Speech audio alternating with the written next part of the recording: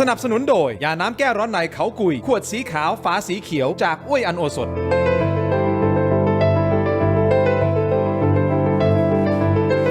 สวัสดีครับต้อนรับทุกท่านเข้าสู่รายการถกไม่เถียงครับประเด็นที่จะถกนะฮะต่อเนื่องกันแน่นอนประเด็นของไทยกัมพูชานะครับก็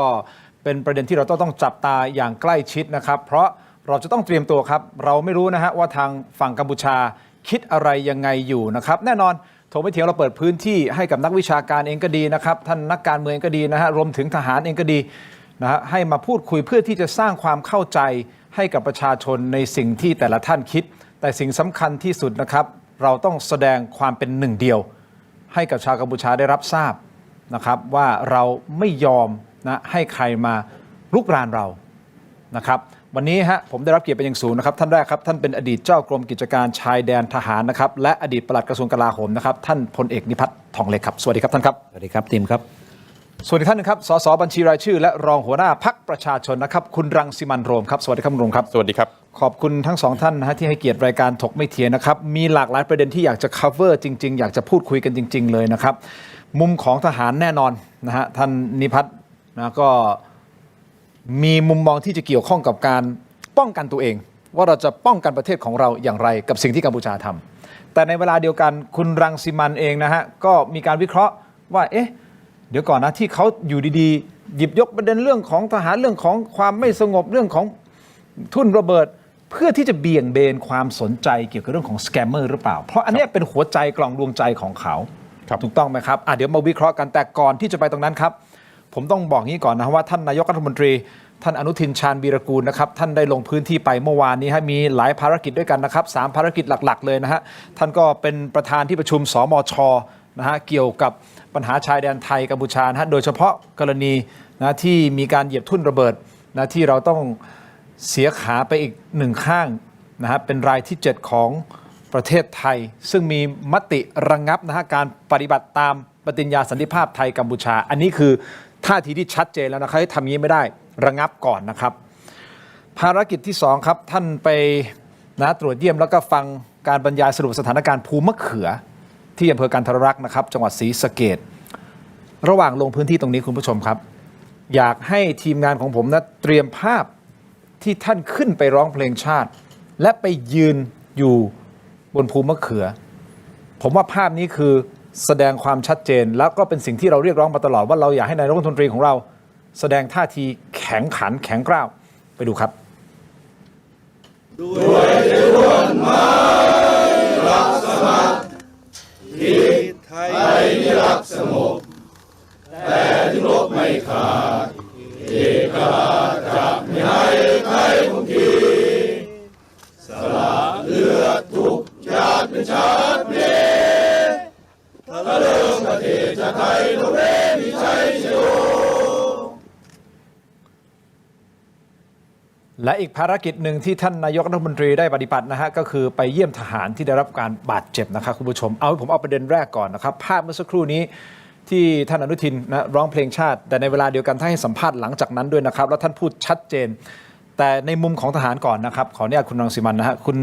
ท่านพลเอกนิพัฒน์ครับท่านมองภาพที่ออกมาแบบนี้ท่าทีของท่านนายกรัฐมนตรีที่ขึ้นไปแล้วเป็นผมเชื่อว่าน่าจะเป็นความกำลังใจให้กับผู้ที่ปฏิบัติงานอย่างแน่นอนแต่ในมุมของท่านมองไงครับขอบคุณนะครับคุณติมที่ถามประเด็นนี้ครับไม่ต้องแปลมากการแสดงตนของนายกรัฐมนตรีผู้นำประเทศในพื้นที่สำคัญทหารเรียกภูมะเขือตรงนั้นว่าเป็นคีย์เทเรนนะครับภูมิประเทศสำคัญมันคือการประกาศความชัดเจนการประกาศจุดยืนการประกาศท่าทีที่ชัดเจนของรัฐบาลไทยนั่นหมายความว่าการปฏิบัติของทุกภาคส่วนนะครับคือกองทัพแล้วก็ภาคประชาชนรวมทั้งฝ่ายปกครองและต่างๆเหล่านี้ชัดเจนที่สุดแล้วไม่มีอะไรชัดไปกว่านี้แล้วว่ามันหมายความว่าอะไรยังไงตรงนี้นะครับตอบคำถามตรงนี้ก่อนว่านี่คือครั้งแรกที่ผู้นำประเทศขึ้นไปบนภูมิประเทศตรงนี้นะครับซึ่งเป็นภูมิประเทศที่เราแย่งนะครับไม่ใช่แย่งนะครับหมายความว่าดำเนินการตอบโต้นะครับแล้วก็นำพื้นที่อันนี้มาอยู่ในการดูแลของเราตรงนี้นี่เป็นความชัดเจนครับเป็นสัญญาณที่ส่งไปให้กัมพูชาได้เห็นด้วยหรือเปล่าแบบนี้ อีกคำหนึ่งที่จะต้องใช้ตรงนี้คือคำว่าเอกภาพนะครับไม่มีคำตอบ หรือไม่มีคำถามอื่นแล้วที่จะต้องมาถามกันอีกว่า ครับ ทำอะไรจะทำอะไรไหมครับปัญหาที่เกิดขึ้นต่อไปข้างหน้า จะทำอะไรยังไง การปรากฏตัวตรงนี้คือการชี้ชัดแล้วว่าใครจะต้องทำอะไร ผมพูดต่อไปเลยอีกนิดเดียว เชิญครับ ต เชิ ร ญ ง เลย นี้ ครับเชิญฮะท่าน การที่กำลังทหารขึ้นไปอยู่บริเวณชายแดนทั้งหมดรอบประเทศเนี่ยทั้งหมดมันมี 7 กองกำลัง ครับ นะครับเอาเป็นว่ากองกำลังที่เราคุ้นขณะนี้ดีที่สุดก็คือกองกำลังสุรนารีที่อยู่ในกองทัพภาคที่ 2 ถัดลงมาก็คือกองกำลังบูรพาทัพภาค 1 แล้วก็ลงไปทางใต้หน่อยนะครับกองกำลังชายแดนจันทบุรีตราดทั้งหมดเนี่ยมันอยู่ในแผนที่ว่าเนี่ยกองทัพเรียกว่าแผนป้องกันประเทศ ภารกิจชัดเจนที่สุดนะครับว่าเอากำลังทหารขึ้นไปนับหมื่นที่ขึงชายแดนเนี่ยไปป้องกันประเทศ มันมีความชัดเจนอยู่แล้ว ผมก็เคยอยู่ในแผนนี้นะครับเมื่อตอนรับราชการใหม่ ครับ ๆจบรับราชการเนี่ย ครับ ครับตาพระยาวัฒนานครคลองหาด ฮะ อรัญญประเทศผมก็อยู่แถวนั้น ครับ โอเคนะครับทั้งหมดไม่ต้องถามเลยว่าถ้าสิ่งเหล่านี้เกิดขึ้นเนี่ยจะต้องทำอะไร อืม นะครับแต่หากแต่ว่าเมื่อท่านนายกรัฐมนตรีไปปรากฏตัวตรงนี้ แล้วก็ไปพูดด้วยประกาศด้วย ตรงนี้ยิ่งชัดใหญ่ นี่คือจังหวะและเวลาที่เหมาะสมสำหรับเหตุการณ์ที่เกิดขึ้น ครับ ที่กองทัพผมคิดว่าเป็นเวลาที่เหมาะสมที่จะตอบโต้ตรงนี้ ผมใช้คำว่าตอบโต้นะครับ ครับโอเคครับขอบคุณครับท่านรังสิมันคิดยังไงกับสิ่งที่ท่านนายกคือเราในฐานะสื่อนะเราก็ตั้งคำถามอยู่ตลอดว่าตกลงท่านจะยังไงมีความชัดเจนยังไงแต่อันนี้สำหรับคุณรังสิมันคิดว่านี่คือภาพชัดเจนหรือเปล่าว่าอันนี้คือเอาจริงแล้วจะไม่ยอมละเพราะท่านก็ได้ให้สัมภาษณ์กับประเด็นนี้ด้วยนะฮะเดี๋ยวผมจะเปิดเสียงแต่ท่านรังสิมันวิเคราะห์ก่อนครับ ผมคิดว่าท่านนายกก็คงต้องการที่จะแสดงออกนะครับถึงความแข็งขัน แล้วก็คงต้องการที่จะบอกว่าประเทศไทยเอาจริง แล้วไม่พอใจกับสิ่งที่เกิดขึ้นมากนะครับนั่นคือสิ่งที่ผู้นำประเทศเนี่ยอย่างคุณอนุทินก็คงจะพยายามสื่อสาร ครับ อย่างไรก็ตามเนี่ยนะครับนอกจากในเรื่องของความชัดเจนในเรื่องของอารมณ์ความรู้สึกเนี่ยสิ่งที่เราอยากเห็นมากที่สุดอีกสิ่งหนึ่งก็คือการความเป็นเอกภาพของหน่วยงานต่างๆ โดยเฉพาะในการขับเคลื่อนของสมช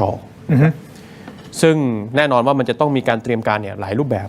แน่นอนว่าถ้าหนึ่งเลยต้องประเมินว่าตกลงสถานการณ์จะไปถึงจุดไหนอันที่สองก็คือในแง่ของการเตรียมความพร้อมสถานการณ์ที่เลวร้ายที่สุดอันที่สามนะครับมันอาจจะต้องประเมินสถานการณ์ว่าเรากำลังสู้กับอะไรวันนี้เนี่ยนะครับผมคิดว่าสถานการณ์ที่ประเทศไทยกำลังต่อสู้อยู่เนี่ยมันเราถ้าเป็นภาษาอังกฤษเนี่ยเขาเรียกว่า hybrid warfare ไฮบริด พี่ต้องเข้าใจแน่นอนกับคำนี้ซึ่งเวลาเราบอกว่า hybrid warfare เนี่ยมันหมายความว่ามันเป็นสงครามลูกผสมที่รัฐอีกรัฐหนึ่งเนี่ยเขาไม่ได้จะใช้แค่กระบวนการทางการทหารเท่านั้นถูกฮะแต่ว่ามันอาจจะใช้เครื่องมืออิเล็กทรอนิกส์ใช้เรื่องของสแกมเมอร์ซึ่งวันนี้เนี่ยคุณทินต้องเข้าใจว่ากัมพูชาเนี่ยมันเป็นแดนที่มีสแกมเมอร์เนี่ยเยอะมากถูกครับถามว่าเขาจะไม่มีปัญญาในการสั่งให้นักรบไซเบอร์ของเขาเนี่ยโจมตีประเทศไทยแล้วเขาไม่มีศักยภาพในการที่จะสั่งให้พวกสแกมเมอร์ต่างๆในการที่จะหลอกลวงทำลายหลักนิติรัฐเงินเศรษฐกิจของคนไทยในขณะเดียวกันเอาเงินสีเทาทั้งหลายเนี่ยมาซื้อนักการเมืองซื้อตำรวจของประเทศไทยหรอกครับดังนั้นเนี่ยเวลาที่จะมองปัญหาเรื่องนี้ผมคิดว่าเราต้องมองให้มันเห็นว่ามันใหญ่กว่าแค่ปัญหาชายแดนปัญหาชายแดนเนี่ยถ้าเกิดเรามองในเรื่องนี้แน่นอนโอเคอาจจะมีการตอบโต้หรือเปล่าอันนี้ก็เป็นเรื่องทางนโยบายจะมีการดำเนินการทางการทูตอย่างไรนะครับเพื่อที่จะทำให้ไม่มีประเทศอื่นเข้ามาเป็นคู่ขัดแย้งกับประเทศไทยเพิ่มอันนี้เป็นเรื่องที่กระทรวงต่างประเทศต้องทำงานให้สอดประสานแต่ความกังวลของผมก็คือว่าไอ้การรับมือกับไอ้ไฮบริดวอร์แฟร์ที่อาจจะมีการใช้สแกมเมอร์เนี่ยเป็นหนึ่งในกลวิธีในการจัดการกับประเทศไทยเนี่ยอันนี้ผมยังไม่เห็นแล้วผมคิดว่าอันนี้น่ากังวลอย่างยิ่งเพราะถ้าเกิดว่าเราไม่มีมาตรการในการรับมือเรื่องนี้ดีๆเนี่ยนะครับผมคิดว่าเราจะเสียหายมากนะครับปัญหาที่มันเกิดขึ้นระหว่าง2ประเทศเนี่ยมันไม่ใช่แค่ปัญหาแนวชายแดนถามว่าทำไมผมถึงกล้าที่จะพูดแบบนั้นเพราะว่าถ้าเราไปดูเนี่ยนะครับข้อตกลงเจรจาต่างๆเนี่ยมันจะมีเรื่องสแกมเมอร์เสมอซึ่งผมเชื่อว่าฝ่ายความมั่นคงก็รู้ว่าเรื่องสแกมเมอร์เนี่ยมันเป็น ผลกระทบที่เกิดขึ้นต่อความมั่นคงของเราอย่างรุนแรงนั่นจึงเป็นเหตุผลว่าเวลาที่เราไปเจรจากับกัมพูชาเนี่ยมันจึงต้องพ่วงเรื่องสแกมเมอร์เข้าไปเพราะถ้าเกิดเราไม่พ่วงเรื่องนี้ไปเนี่ยไอความขัดแย้งระหว่างไทยกัมพูชามันไม่มีทางจบฮะดังนั้นเนี่ยผมคิดว่าในจังหวะนี้เนี่ยนะครับเราต้องมองสถานการณ์ให้ออกว่าเรากำลังมีภัยคุกคามแบบไหนกัมพูชาเนี่ยกำลังใช้มาตรการอะไรมันไม่ใช่แค่มีจรวดมันไม่ใช่แค่มีอาวุธหนักมันไม่ใช่มีแค่กับระเบิดหรือทุ่นระเบิดแต่มันมีสงครามไซเบอร์ที่ทำลายเศรษฐกิจของประเทศไทยอีกด้วยนะครับซึ่งอันนี้มันน่ากลัวมากนะสแกมเมอร์เราพูดความเสียหายนะฮะคุณดิน12 เดือนนับตั้งแต่มีนาคมปีนี้นะครับย้อนหลังไป 1.15 แสนล้านบาทคนไทยข้อมูลที่คอนเฟิร์มไม่ต่ำกว่า 3,000 คนที่เป็นเหยื่อของการค้ามนุษย์ในแง่ของเศรษฐกิจความเสียหายบริษัทต่างๆมากมายไม่ต้องอะไรฮะใจกลางกรุงเนี่ยเราเห็นร้านค้าร้านอาหารที่ผิดสังเกตมากมายหลายคนก็ตั้งคำถามว่าเป็นการฟอกเงินหรือเปล่าไม่ต้องนับว่าร้านของคนไทยอีกกี่ร้านที่เจ๊งกันไปยังไม่นับว่ากิจการของคนไทยถูกซื้ออีกเท่าไหร่นี่ยังไม่รวมไปถึงว่าภาพลักษณ์ของประเทศไทยที่กำลังจะกลายเป็นศูนย์กลางฟอกเงินความเสียหายที่เกิดขึ้นนานับประการไม่สามารถประเมินมูลค่าได้ยังไม่มีนักวิจัยหรือนักวิชาการคนไหนที่สามารถประเมินความเสียหายของประเทศไทยได้อย่างเด็ดขาดดังนั้นเนี่ยสิ่งที่เรากำลังเจอเนี่ยมันรุนแรงมากผมถึงพยายามพูดอยู่เสมอคุณทินว่าเวลาที่เราจะรับมือกับสิ่งที่กำลังเกิดขึ้นเนี่ยมันไม่ใช่แค่เฉพาะเรื่องการทหารแต่มันมีมิติที่มากมายและผมบอกกับคุณทินได้เลยว่าในฐานะที่ผมเป็นประธานกรรมาธิการความมั่นคงเนี่ยผมเป็นห่วงจริงๆว่าหน่วยงานของรัฐเนี่ย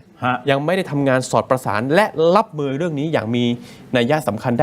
ด้อย่างมีคุณภาพจริงๆเพราะฉะนั้นนอกเหนือจากการที่ท่านนายกรัฐมนตรีขึ้นไปแล้วไปแสดงจุดยืนตรงเนี้ยเพื่อที่จะประกาศแล้วว่าผมเอาจริงนะอันนั้นคือหนึ่งประเด็นโอเคผมตอบแบบฟันธงเลยนะคุณทินแต่สแกมเมอร์ยังไม่ชัดผมตอบแบบฟันธงเลยนะว่าขอบเขตของการถ้ามันมีการสู้รบกันจริงๆขอบเขตมันจะอยู่แค่ตามแนวชายแดนแต่ไอเรื่องสแกมเนี่ยมันทั้งประเทศและทั้งโลกด้วยนะเอาจริงๆสแกมแต่ผมถามว่าจากที่เดิมเนี่ยที่เขาบอกเขาหลอกลวงคนทั้งโลกแต่ถ้าเกิดว่าผู้มีอำนาจในกัมพูชาสั่งการให้หลอกลวงเฉพาะประเทศไทยได้ไหมมันได้อยู่แล้วอันนี้เป็นคำที่น่ากลัว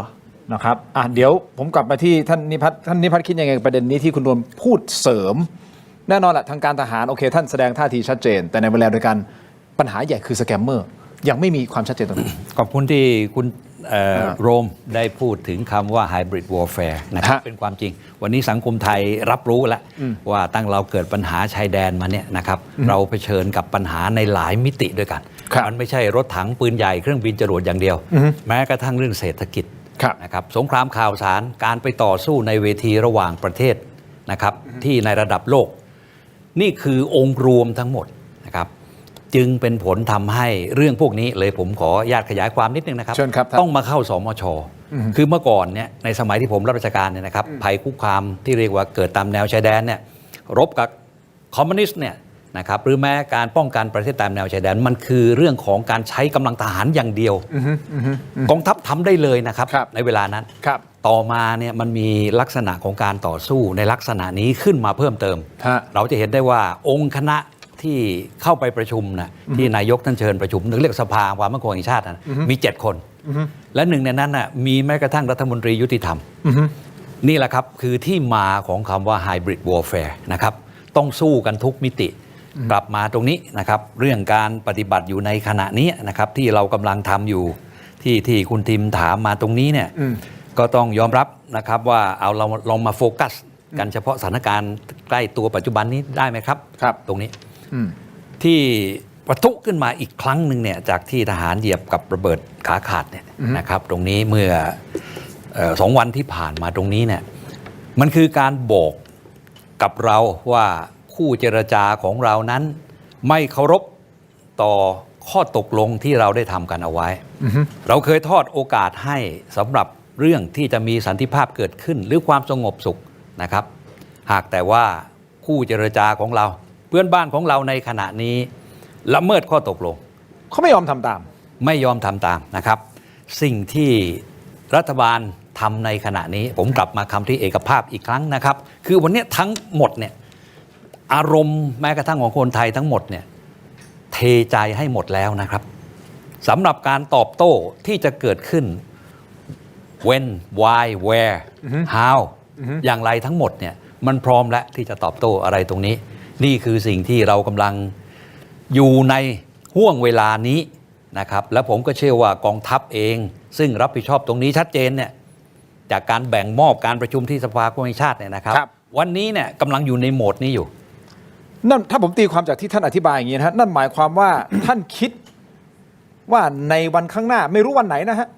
มีโอกาสที่จะมีการปะทะกันเกิดขึ้นใช่ไหมนี่คือคำถามนะท่านเดี๋ยวผมขออนุญาตนิดเดียวท่านสั้นๆนิดเดียวฮะเดี๋ยวผมขออนุญาตไปที่คลิปอันนี้ก่อนที่จะมาฟังคำตอบท่านนะครับเป็นคลิปที่ท่านนายกหลังจากที่ท่านร้องเพลงชาติแล้วนะครับและท่านให้สัมภาษณ์ครับสิ่งที่ท่านให้สัมภาษณ์คืออะไรฟังเสียงครับ ประเทศไทยเป็นของเราครับนะครับแล้วที่เรายืนอยู่นี้ก็คือประเทศไทยนะครับใครจะมาแอบอ้างอธิปไตยเหนือดินแดนของไทยไม่ได้แต่ว่าวันนี้ป่วยการที่จะพูดเรื่องพวกนี้วันนี้เราถือว่าสิ่งที่เราได้มีข้อตกลงกันไว้เพื่อจะเดินไปสู่การมีสันติภาพมันจบลงแล้วนะครับจากนี้ไปรัฐบาลไทยก็จะดำเนินการในสิ่งที่เราเห็นว่าเป็นประโยชน์สำหรับประเทศไทยเป็นสิ่งที่ประเทศไทยจะทำโดยที่ไม่ต้องไปหารือหรือว่าปรึกษาหรือขออนุญาตใครนะครับผมว่าภาพนี้ชัดเจนนะฮะผมว่าท่านที่ชัดเจนแล้วก็ข้างๆของท่านนายกรัฐมนตรีนะทั้งสองท่านก็คือท่านรัฐมนตรีว่าการกระทรวงกลาโหมนะครับท่านพลเอกณัฐพลนาคพานิชนะรวมถึงท่านรัฐมนตรีว่าการกระทรวงการต่างประเทศนะครับท่านศิริศักดิ์พวงเกตแก้วผมว่าภาพนี้ออกมาแข็งแรงในมุมของสื่อเวลาเรามองเราก็จะวิเคราะห์ผมว่าภาพนี้ส่งสัญญาณชัดเจนและแข็งแรงแล้วบอกว่าสันติภาพมันจบลงแล้วกลับมาที่คำถามของผมที่จะถามท่านนิพัฒน์นะฮะก็คือว่าสรุปแล้วเราพร้อมที่จะปะทะและการปะทะมันจะเกิดขึ้นใช่หรือไม่นี่คือคำถามผมขออนุญาตพักสักครู่นะฮะเดี๋ยวกลับมาฟังท่านแล้วก็ฟังคุณรังสิมันต์โรมในประเด็นนี้รวมถึงอีกประเด็นหนึ่งฮะล่าสุดสื่อเขมรเขาตีข่าวนะท่านครับอ้างว่าทหารไทยยิงเข้าไปในพื้นที่อธิปไตยของกัมพูชาทำให้ชาวกัมพูชาชาวบ้านบาดเจ็บ5 รายขณะที่เพจ Facebook PR Cambodian Government ของรัฐบาลกัมพูชาก็รายงานไปในทำนองเดียวกันข้อเท็จจริงเป็นอย่างไรพักสักครู่ครับ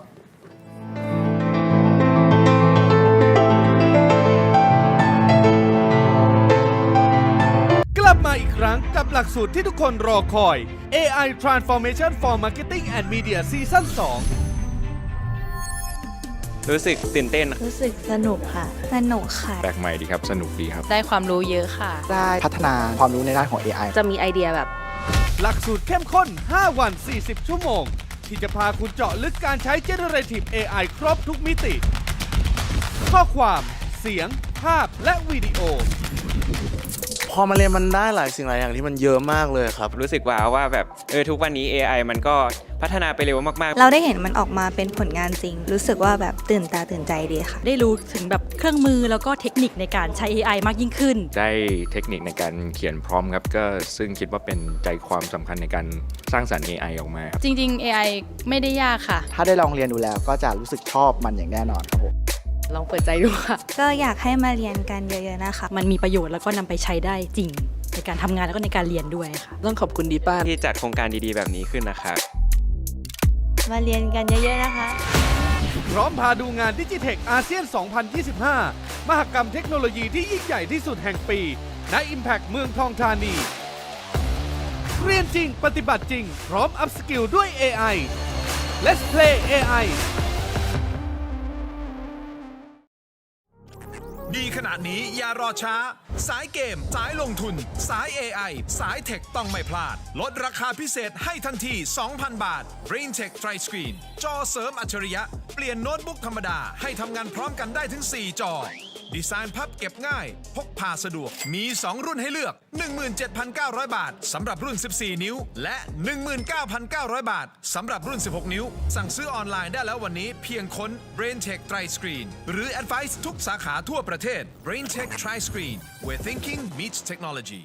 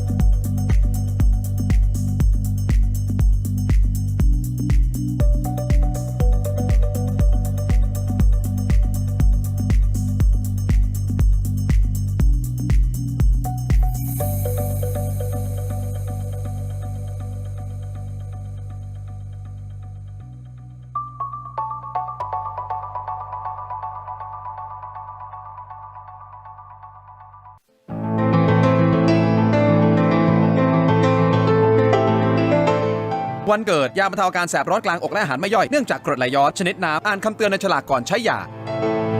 กลับมาครับรายการถกวิถีครับยังอยู่กับท่านสสรังสิมันต์โรมนะครับและท่านพลเอกนิพัฒน์ทองเล็กนะฮะพูดคุยกันต่อเลยครับท่านครับผมถามค้างเอาไว้นะครับว่าท่านนายกแสดงท่าทีชัดเจนนะฮะสันติภาพไม่มีแล้วมันจบลงแล้วนะครับรวมถึงท่านแม่ทัพภาคที่ 2ท่านก็มีการโพสต์ก่อนหน้านี้นะฮะแล้วก็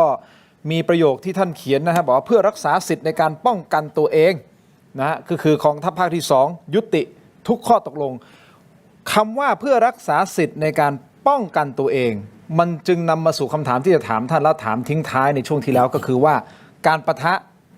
มันมีโอกาสจะเกิดขึ้นสูงมากใช่หรือไม่ครับท่านครับเรียนคุณทีมครับเมื่อสักครู่นี้ผมข้ามไปนิดหนึ่งนะครับในคำถามที่ตั้งผมมาเกี่ยวกับเรื่องของสแกมที่คุณโรมได้พูดได้ครับเชิญต้องขอยืนยันครับแล้วก็เข้าใจง่ายๆว่าในเรื่องของการสู้รบการทำสงครามกันเนี่ยมันมีเรื่องท่อน้ำเลี้ยงที่เราจะต้องมองให้เห็นโดยข่าวกรองจะต้องรู้นะครับว่าท่อน้ำเลี้ยงมาจากที่ไหนอย่างไรถ้าผมขยายความหรือว่าพูดต่อจากที่คุณโรมพูดเนี่ยก็คือสแกมเนี่ยมันคือท่อน้ำเลี้ยงข้อมูลที่ปรากฏออกมาที่สื่อไทยเคยเสนอผมอ่านและขีดเส้นใต้ไว้เลยนะครับว่า GDP 60% ของเขมรเนี่ยมาจากสแกม 60% เลยนะเกินครึ่งนะ GDP ครับเพราะฉะนั้นตรงนี้ก็เลยขอย้ำนะครับว่าเรื่องการทำสงครามต้องดูด้วยว่าท่ออยู่ที่ไหนมายังไงนะครับอันนี้ที่นี่กลับมาประเด็นที่ถามผมเมื่อสักครู่นี้การรักษาสิทธิ์ในการป้องกันตนเองตรงนี้มันเป็นคำที่ศักดิ์สิทธิ์มากนะครับที่ทหารทุกคนโดยเฉพาะผู้บังคับหน่วยจะต้องเข้าใจนะครับมันหมายความว่าอะไรไม่ต้องพูดอ้อมค้อมครับทหารที่ถือปืนอยู่ในแนวเนี่ยนะครับแบบที่วันนี้ทหารกำลังทำอยู่ในขณะนี้นั่นนะอะไรก็ตามที่มันเป็นการละเมิดอธิปไตยแล้วเห็นว่ามันเป็นภัยคุกคามข้อสำคัญที่สุดผมขีดเส้นใต้ว่าการเข้ามาวางระเบิดเนี่ยผมคิดว่าพูดในรายการนี้ได้นะครับมันคือภาษาง่ายๆก็คือการพยายามฆ่าเราถามว่าเรามีสิทธิ์ป้องกันไหมมีสิทธิ์มีครับเพราะฉะนั้นอาวุธในมือนะครับที่ถืออยู่ตลอดเวลาเนี่ยทั้งหมดเนี่ยคุณใช้ได้เลยนะครับวันนี้ตอบคำถามว่านี่คือสเกลเล็กๆนะครับสำหรับทหารที่ถือปืนอยู่และถ้าสเกลมันใหญ่ขึ้นนะครับมีการใช้อาวุธหนักเข้ามาไม่ต้องถามแล้วครับผมเชื่อว่าวันนี้กองทัพสแตนบายอยู่แล้วนะครับเอาคำพูดของผู้บัญชาการเหล่าทัพมาพูดนะครับซึ่งกองทัพบกนะครับก็ออกมาชี้แจงแล้วว่าอยู่ในแผนจักรพงศ์ภูวนาถแผนนี้ยังอยู่เพราะฉะนั้นทั้งหมดเนี่ยครับ around the clock นะครับตลอดเวลาไม่มีหยุดนะครับ24 ชั่วโมง24 ชั่วโมงนะครับนาทีไหนก็ได้กองทัพอากาศก็ออกมาแถลงแล้วเห็นไหมครับกองผู้บัญชาการทัพเรือก็ออกมาแถลงนี่มันคือสิ่งที่ผมคิดว่านะครับแม่ทัพนายกองที่ท่านอยู่กับปัญหาตรงนี้มาแสนนานเนี่ยบางคนอยู่กับทั้งชีวิตเนี่ยแล้วเมื่อเหตุการณ์ตรงนี้มันเกิดขึ้นเนี่ยผมเชื่อว่าเขากำลังคิดอะไรอยู่นะครับแล้วมันอยู่ในกระบวนการที่ไฟเขียวได้มาหมดแล้วนี่คือผมกำลังจะบอกว่าอะไรจะเกิดขึ้นนะครับสิ่งที่คนจะเริ่มนะครับผมก็เชื่อว่าเราก็คงไม่ได้คิดจะเริ่มละมั้งนะครับแต่กลับมาที่ผมบอกว่าอะไรที่มันคุกคามชีวิตเราคุกคามต่ออธิปไตยของบ้านเมืองของเราท่านทำได้เลยตอบโต้ทันทีนะครับไม่ต้องรอครับแต่ประเด็นคือเขาคุกคามเราทุ่นระเบิดก็ถือว่าคุกคามหรือเปล่าฮะก่อนที่จะไปที่คุณรวมกลับมาที่เดิมนะครับเข้ามาวางเนี่ยคือพยายามฆ่านะครับและไอ้ทุ่นที่เหยียบมันน่ะมันไม่ใช่วางทุ่นเดียวการวางทุ่นระเบิดสังหารบุคคลเนี่ยเขาจะวางเป็นกลุ่มที่เรียกว่าคลัสเตอร์นะครับถ้าคนเขาตั้มตรงเนี้ยขาขาดปุ๊บเนี่ยมองภาพเลยจะมีคนเข้ามาช่วยแต่เข้ามาทางไหนวางลูกที่สองตั้มอยู่ตรงนี้อีกเพราะฉะนั้นเนี่ยมันคือการพยายามฆ่าถามว่าแล้วเราจะต้องคิดอะไรอีกเหรอนั่นหมายความว่าถ้าสมมุติเกิดเราเจอสมมตินะฮะผมไม่รู้ว่าหน้างานเป็นยังไงนะต้องเรียนถามท่านนะสมมุติเราเจอว่ามีคนกำลังเข้ามา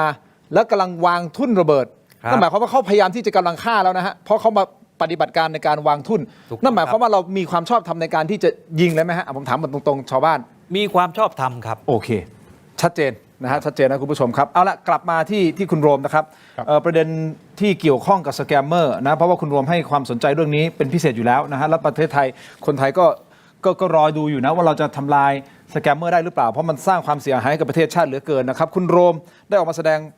จุดยืนผ่านโซเชียลมีเดียตัวเองนะครับบอกว่าการกระทำของฝ่ายกัมพูชาที่ใช้ทุ่นระเบิดเป็นการเบี่ยงเบนความสนใจจากปัญหาสแกมเมอร์ให้กลับมามีความขัดแย้งตรงเนี้ยมันจะได้ลืมเรื่องสแกมเมอร์อยากให้ขยายความตรงนี้เพิ่มเติมเพราะมันเป็นประเด็นสำคัญคือต้องบอกอย่างนี้นะครับผมจะย้อนกลับไปตั้งแต่ว่า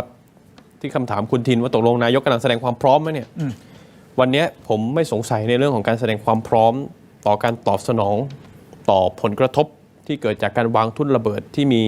ทหารของพวกเราเนี่ยนะครับต้องสูญเสียขาอีกข้างหนึ่งผมไม่สงสัยตรงนั้นแต่ผมจะสงสัยอยู่อย่างหนึ่งและสงสัยมาโดยตลอดก็คือว่าเรามีความพร้อมแค่ไหนกับการรับมือกับภัยสแกมเมอร์คือถ้าดูภาษากายของนายกเนี่ยตอนนี้ท่านอยากจะแสดงความพร้อมแค่ด้านเดียวแต่อีกด้านหนึ่งก็คือในเรื่องของสแกมเมอร์เนี่ยยังไม่ได้เห็นรูปธรรมอันนี้คุณพูดกันแบบแฟร์ๆนะครับทั้งในแง่ที่ว่ารัฐบาลเองคนของรัฐบาลบางคนก็ไปเกี่ยวข้องกับสแกมเมอร์ล่าสุดก็มีการยึดอายัดทรัพย์ไปนะครับมีสสบางคนโดนแบบนั้น100 กว่าล้านซึ่งอาจจะน้อยไปนะครับผมเชื่อว่าตัวเลขอาจจะสมควรมากกว่านั้นแต่ประเด็นก็คือว่าเวลาที่เรามองภาพของสถานการณ์เนี่ยคือเราอย่าไปมองแค่ปัญหาของเรื่องนี้มันอยู่แค่เฉพาะชายแดนผมไม่ได้บอกว่าปัญหาที่ชายแดนไม่สำคัญเราต้องเตรียมความพร้อมและเราต้องมีการตอบโต้นะครับใช้สิทธิ์ในการป้องกันตัวเองอย่างเต็มที่อันนี้คือสิ่งที่ต้องทำแต่ส่วนที่สองก็คือส่วนที่จะทำให้ปัญหานี้มันจบเสียทีเนี่ยซึ่งผมมองว่าเหมือนกับที่ทางพี่มองเลยว่าก็ไอ้สแกมเมอร์มันเป็นท่อน้ำเลี้ยงที่สำคัญหล่อเลี้ยงหัวใจนะครับของเศรษฐกิจและไม่ใช่แค่เศรษฐกิจของกัมพูชาแต่รวมไปถึงของผู้มีอำนาจในกัมพูชาเนี่ยทำไมเราไม่ให้ความสำคัญในการปราบปรามเรื่องนี้ผมคิดว่าสิ่งที่เราต้องยอมรับนะครับว่าวันนี้ถ้าเราเอาเฉพาะเบอร์ต้นๆเนี่ยของคนที่เป็นสแกมเมอร์ที่เกี่ยวพันกันเนี่ยสมคบกันเนี่ยกับสแกมเมอร์เนี่ยแล้วอยู่ในกัมพูชาเนี่ยหลักๆมีใครฮะก๊กอานหรือยงพัฒน์ล่าสุดหรือยงพัฒน์นี่คือพูดกันมาตั้งนานนะฮะถึงมาเพิ่งมาออกหมายจับเนี่ยแต่ว่าเบนสมิธคุณจะเอาอย่างไรยิมเลียกเกี่ยวข้องกับธนาคาร BIC จะเอาอย่างไรแม้กระทั่งฮุนโตที่เกี่ยวข้องกับธุรกิจการฟอกเงินซึ่งมีมูลค่า 3.3 ล้านบาทนะฮะจะเอาอย่างไรอันนี้คือบริษัทหุ้ยวันแล้วหุ้ยวันนะคุณทินไม่ใช่แค่เฉพาะไอ้สแกมเซ็นเตอร์ที่ตั้งกันอยู่ในกัมพูชาเท่านั้นยังไปเชื่อมโยงนะครับกับการก่อการร้ายเรามีกฎหมายภายในประเทศของเราในการรับมือเรื่องนี้แต่การขยับของเราหน่วยงานรัฐของเรามีน้อยมากดังนั้นเนี่ยความหมายก็คือว่าต่อให้เราทุ่มสรรพกำลังนะครับเอาชนะอริราชศัตรูตามแนวชายแดนได้แต่ถ้าเราไม่ระวังนะฮะเศรษฐกิจของประเทศไทยจะเสียหายกว่านี้เราเหมือนจะชนะตรงชายแดนแต่ความเสียหายทางเศรษฐกิจภายในประเทศของเราเนี่ยเสียหายกันทั่วหน้านั่นคือเหตุผลที่ผมพยายามจะบอกว่าเรื่องนี้เราต้องใช้สมองต้องใช้ความคิดและประเมินสถานการณ์ให้ดีว่าเรากำลังสู้อยู่กับอะไรการต่อสู้ของเรากำลังเจอกับสงครามลูกผสมมันไม่ใช่แค่การต่อสู้โดยใช้อาวุธหนักเท่านั้นนี่คือสิ่งที่ผมพยายามเน้นย้ำแล้วนายกไม่มีแผนหรือการเตรียมความพร้อมในลักษณะแบบนี้เลยเอาง่ายๆใครตอบผมได้ฮะเราจะรับมือด้วยสงครามลูกผสมยังไงฮะเพราะตอนนี้ไม่มีที่ท่านลงพื้นที่นี่คือด้านมันเดียวมันแค่มุมเดียวอีกมุมหนึ่งคือยังไม่เห็นมุมหนึ่งและเป็นมุมใหญ่ไม่มีคือณวันนี้เนี่ยถามว่าโอเคการประกาศเราประกาศสงครามกับสแกมเมอร์เราประกาศว่าเป็นวาระแห่งชาติแต่ในเชิงรูปธรรมเนี่ยยังมีน้อยฮะที่ผมต้องออกมากระตุ้นแบบนี้เนี่ยไม่ใช่เพราะว่าเราต้องการที่จะโจมตีทางการเมืองแต่เพราะเราคาดหวังมันมีคนไทยประเทศของเราเศรษฐกิจเสียหายขนาดนี้ด้วยสงครามลูกผสมแบบนี้ด้วยการที่คือเราปฏิเสธไม่ได้นะครับว่าสแกมเมอร์เนี่ยมันหนุนโดยผู้มีอำนาจรัฐในกัมพูชาจริงๆแล้วถ้าเราไม่เร่งในการปราบปรามหรือทำลายองค์กรอาชญากรรมข้ามชาติซึ่งเกี่ยวพันกับผู้มีอำนาจของกัมพูชาเนี่ยเราจะสู้ศึกเรื่องนี้ยังไงในระหว่างที่มีการเจรจาสันติภาพ ครับ ต้องยอมรับนะครับว่าสแกมเมอร์ยังเดินเครื่องจักรในการทำลายเศรษฐกิจทำลายประเทศไทยต่อไปเรื่อยๆยังมีอยู่ต่อเนื่องนะครับคุณผู้ชมครับเดี๋ยวผมขออนุญาตพักสักครู่สั้นๆอีกนิดเดียวนะครับเดี๋ยวช่วงหน้าท่านนิพัฒน์ครับทางพนมเป็นโพสต์นะฮะบอกเลยนะฮะว่าเนี่ยประเทศไทยเรายิงเข้าไปที่อธิปไตยของเขาทำให้ชาวบ้านได้รับบาดเจ็บ5 คนท่านมองว่าตรงนี้เนี่ยมันคือสงครามจิตวิทยาอย่างหนึ่งหรือเปล่าการสร้างเฟกนิวส์หรือเปล่าเพราะเราต้องตรวจสอบเช็คทางอีกทีนะว่าเรามีการยิงเข้าไปหรือเปล่าพักสักครู่ครับช่วงหน้าครับติดตามครับ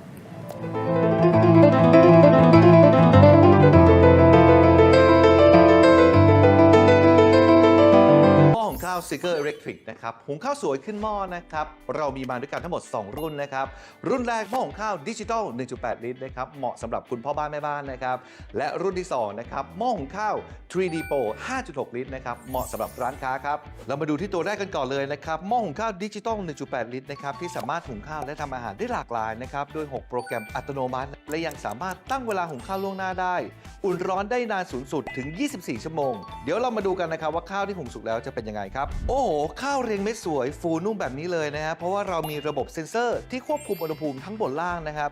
สำหรับรุ่นต่อไปนะครับหม้อหุงข้าว 3D Pro นะครับของเรามีระบบ 3D Heating นะครับอุ่นรอบทิศทางนะครับที่ฝาจะช่วยลดไอน้ำมีชั้นรองไอน้ำจากในหม้อนะครับเหมือนหุงข้าวใหม่ตลอดเวลานะครับหุงข้าวครั้งเดียวนะครับสูงสุดได้ถึง50 จานเลยทีเดียวนะครับใช้งานง่ายแค่ปลายนิ้วคลิกครับแถมหม้อหุงข้าวทั้ง2รุ่นนี้นะครับยังเคลือบนอนสติ๊กนะครับข้าวไม่ติดหม้อทำความสะอาดง่ายสั่งซื้อตามช่องทางด้านล่างนี้ได้เลยครับ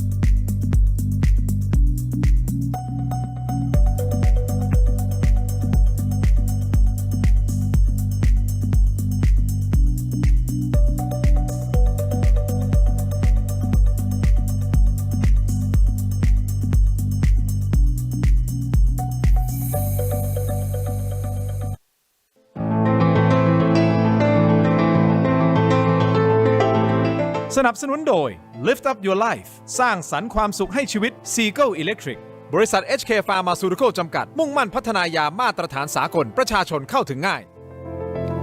กลับมาต่อครับอยู่กับท่านพลเอกนิพัฒน์นะฮะและท่านรังสิมันต์โรมนะครับคุณผู้ชมครับอันนี้ผมเข้าประเด็นเลยนะฮะคือประเด็นตอนนี้สื่อของกัมพูชานะก็ตีข่าวอ้างว่าทหารไทยเนี่ยยิงเข้าไปในพื้นที่อธิปไตยของกัมพูชาทำให้ชาวบ้านบาดเจ็บนะ5 รายขณะที่เพจ Facebook นะ PR Cambodian Government นะของรัฐบาลกัมพูชาก็รายงานไปในทำนองเดียวกันเอาอย่างนี้เรามีการตรวจสอบนะฮะมีการตรวจสอบ ท่านรองโฆษกกองทัพบกนะฮะท่านพันเอกฤชาสุขสุวานนท์ท่านชี้แจงอย่างนี้นะครับกองทัพบกตรวจสอบกับกองกำลังบุรพาแล้วยืนยันว่าเวลาประมาณ 16 นาฬิกาของวันนี้ได้ยินเสียงปืนเล็กจากฝั่งกัมพูชาประมาณ 10 นาทีฟังนะฮะได้ยินเสียงปืนเล็กจากฝั่งกัมพูชานะฮะประมาณ 10 นาทีบริเวณตรงข้ามบ้านหนองยาแก้วที่จังหวัดสระแก้วนะครับฝ่ายไทยเตรียมความพร้อมนะแต่ไม่มีการตอบโต้แต่อย่างใดคาดว่าเป็นการสร้างสถานการณ์ของฝ่ายกัมพูชาท่านนิพัฒน์มองประเด็นนี้ยังไงครับก็ไม่มีอะไรจะต้องตีความนะครับ ถ้าจะบอกไปแล้วเนี่ย okay. คำกล่าวของสามก๊กที่บอกไว้ว่าการศึกมิหน่ายเล่เรื่องการทำศึกสงครามเนี่ยครับมันมีเรื่องที่ทริกกี้นะครับมันเป็นเรื่องที่จะต้องมีทั้งลับทั้งลวงทั้งพรางเรื่องที่จะต้องสร้างสถานการณ์ขึ้นเพื่อให้อีกฝ่ายหนึ่งสับสนแม้กระทั่งเบี่ยงเบนความสนใจอันนี้คือเบี่ยงเบนความสนใจสแกมเมอร์ที่คุณรวมตั้งข้อสงสัยหรือเปล่าท่านเข้าประเด็นนี้เลยผมว่าน่าสนใจไม่ผิดเลยนะครับเพราะว่าถ้าพื้นที่ตรงนี้เกิดปัญหาขึ้นในขณะนี้ความเพ่งเล็งการเพ่งเล็งการใส่ใจทหารเรียกว่ากำลังหลักเรานะครับวันนี้จะอยู่ที่บริเวณตรงนี้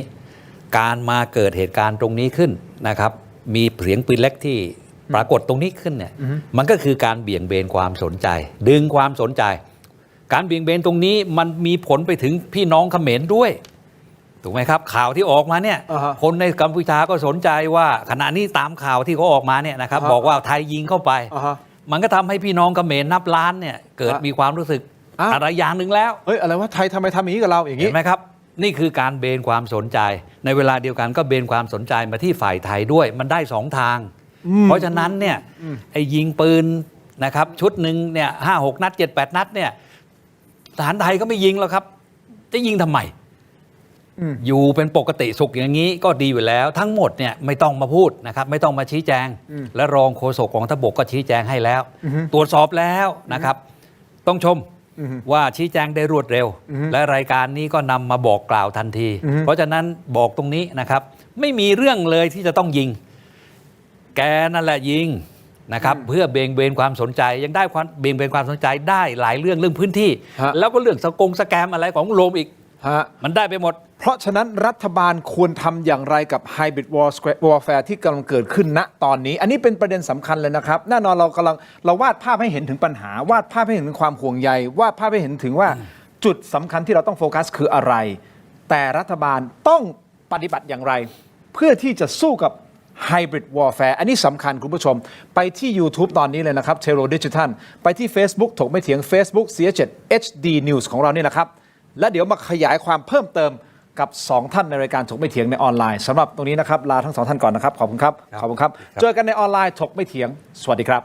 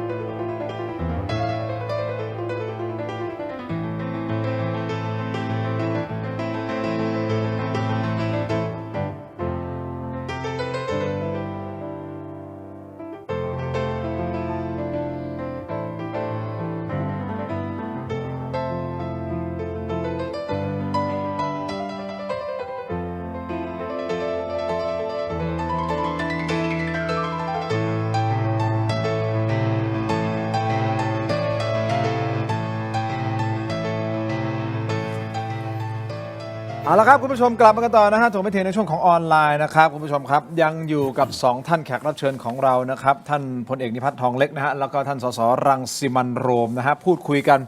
ประเด็นเรื่องของกลเกมของกัมพูชาแน่นอนละครับเราก็เห็นนะท่าทีของท่านนายกรัฐมนตรีนะที่ขึงขังลงไปในพื้นที่แล้วก็สร้างความมั่นใจและสร้างความกำลังใจ แล้วก็เป็นการส่งสัญญาณอย่างชัดเจนว่าสันติภาพแล้วมันจบลงแล้วตอนนี้ระงับข้อตกลงก่อนตอนนี้ ถ้ามีอะไรปุ๊บพร้อมไม่ต้องรอท่านนิพัฒน์ก็นะฮะวิเคราะห์ถึงพ่อแม่พี่น้องชาวทหารทุกคนพร้อมรอ24 ชั่วโมงไม่ว่าจะเกิดอะไรขึ้นปั๊บนิดหน่อยเขาพร้อมเต็มที่ที่จะลุยแต่ในเวลาเดียวกันคุณโรมบอกว่าเดี๋ยวก่อนนะหัวใจสำคัญไม่ใช่ว่าปัญหาชายแดนการปะทะกันไม่สำคัญทุกประเด็นสำคัญหมดแต่มันมีอีกประเด็นหนึ่งที่สำคัญและรู้สึกว่ายังไม่ได้มีความชัดเจนในการวางแผนแก้ไขหรือเข้าไปปราบปรามก็คือสแกมเมอร์ซึ่งเราจับตาเรื่องสแกมเมอร์มานานมากนะครับเราก็อยากจะขอความชัดเจนอยากเห็นความชัดเจนจากฝั่งรัฐบาลว่าจะแก้อย่างไรคุณผู้ชมคิดเห็นอย่างไรโหวตกันเข้ามาหน่อยนะครับคุณคิดว่ากัมพูชาป่วนชายแดนตอนเนี้ยหวังกลบข่าวสแกมเมอร์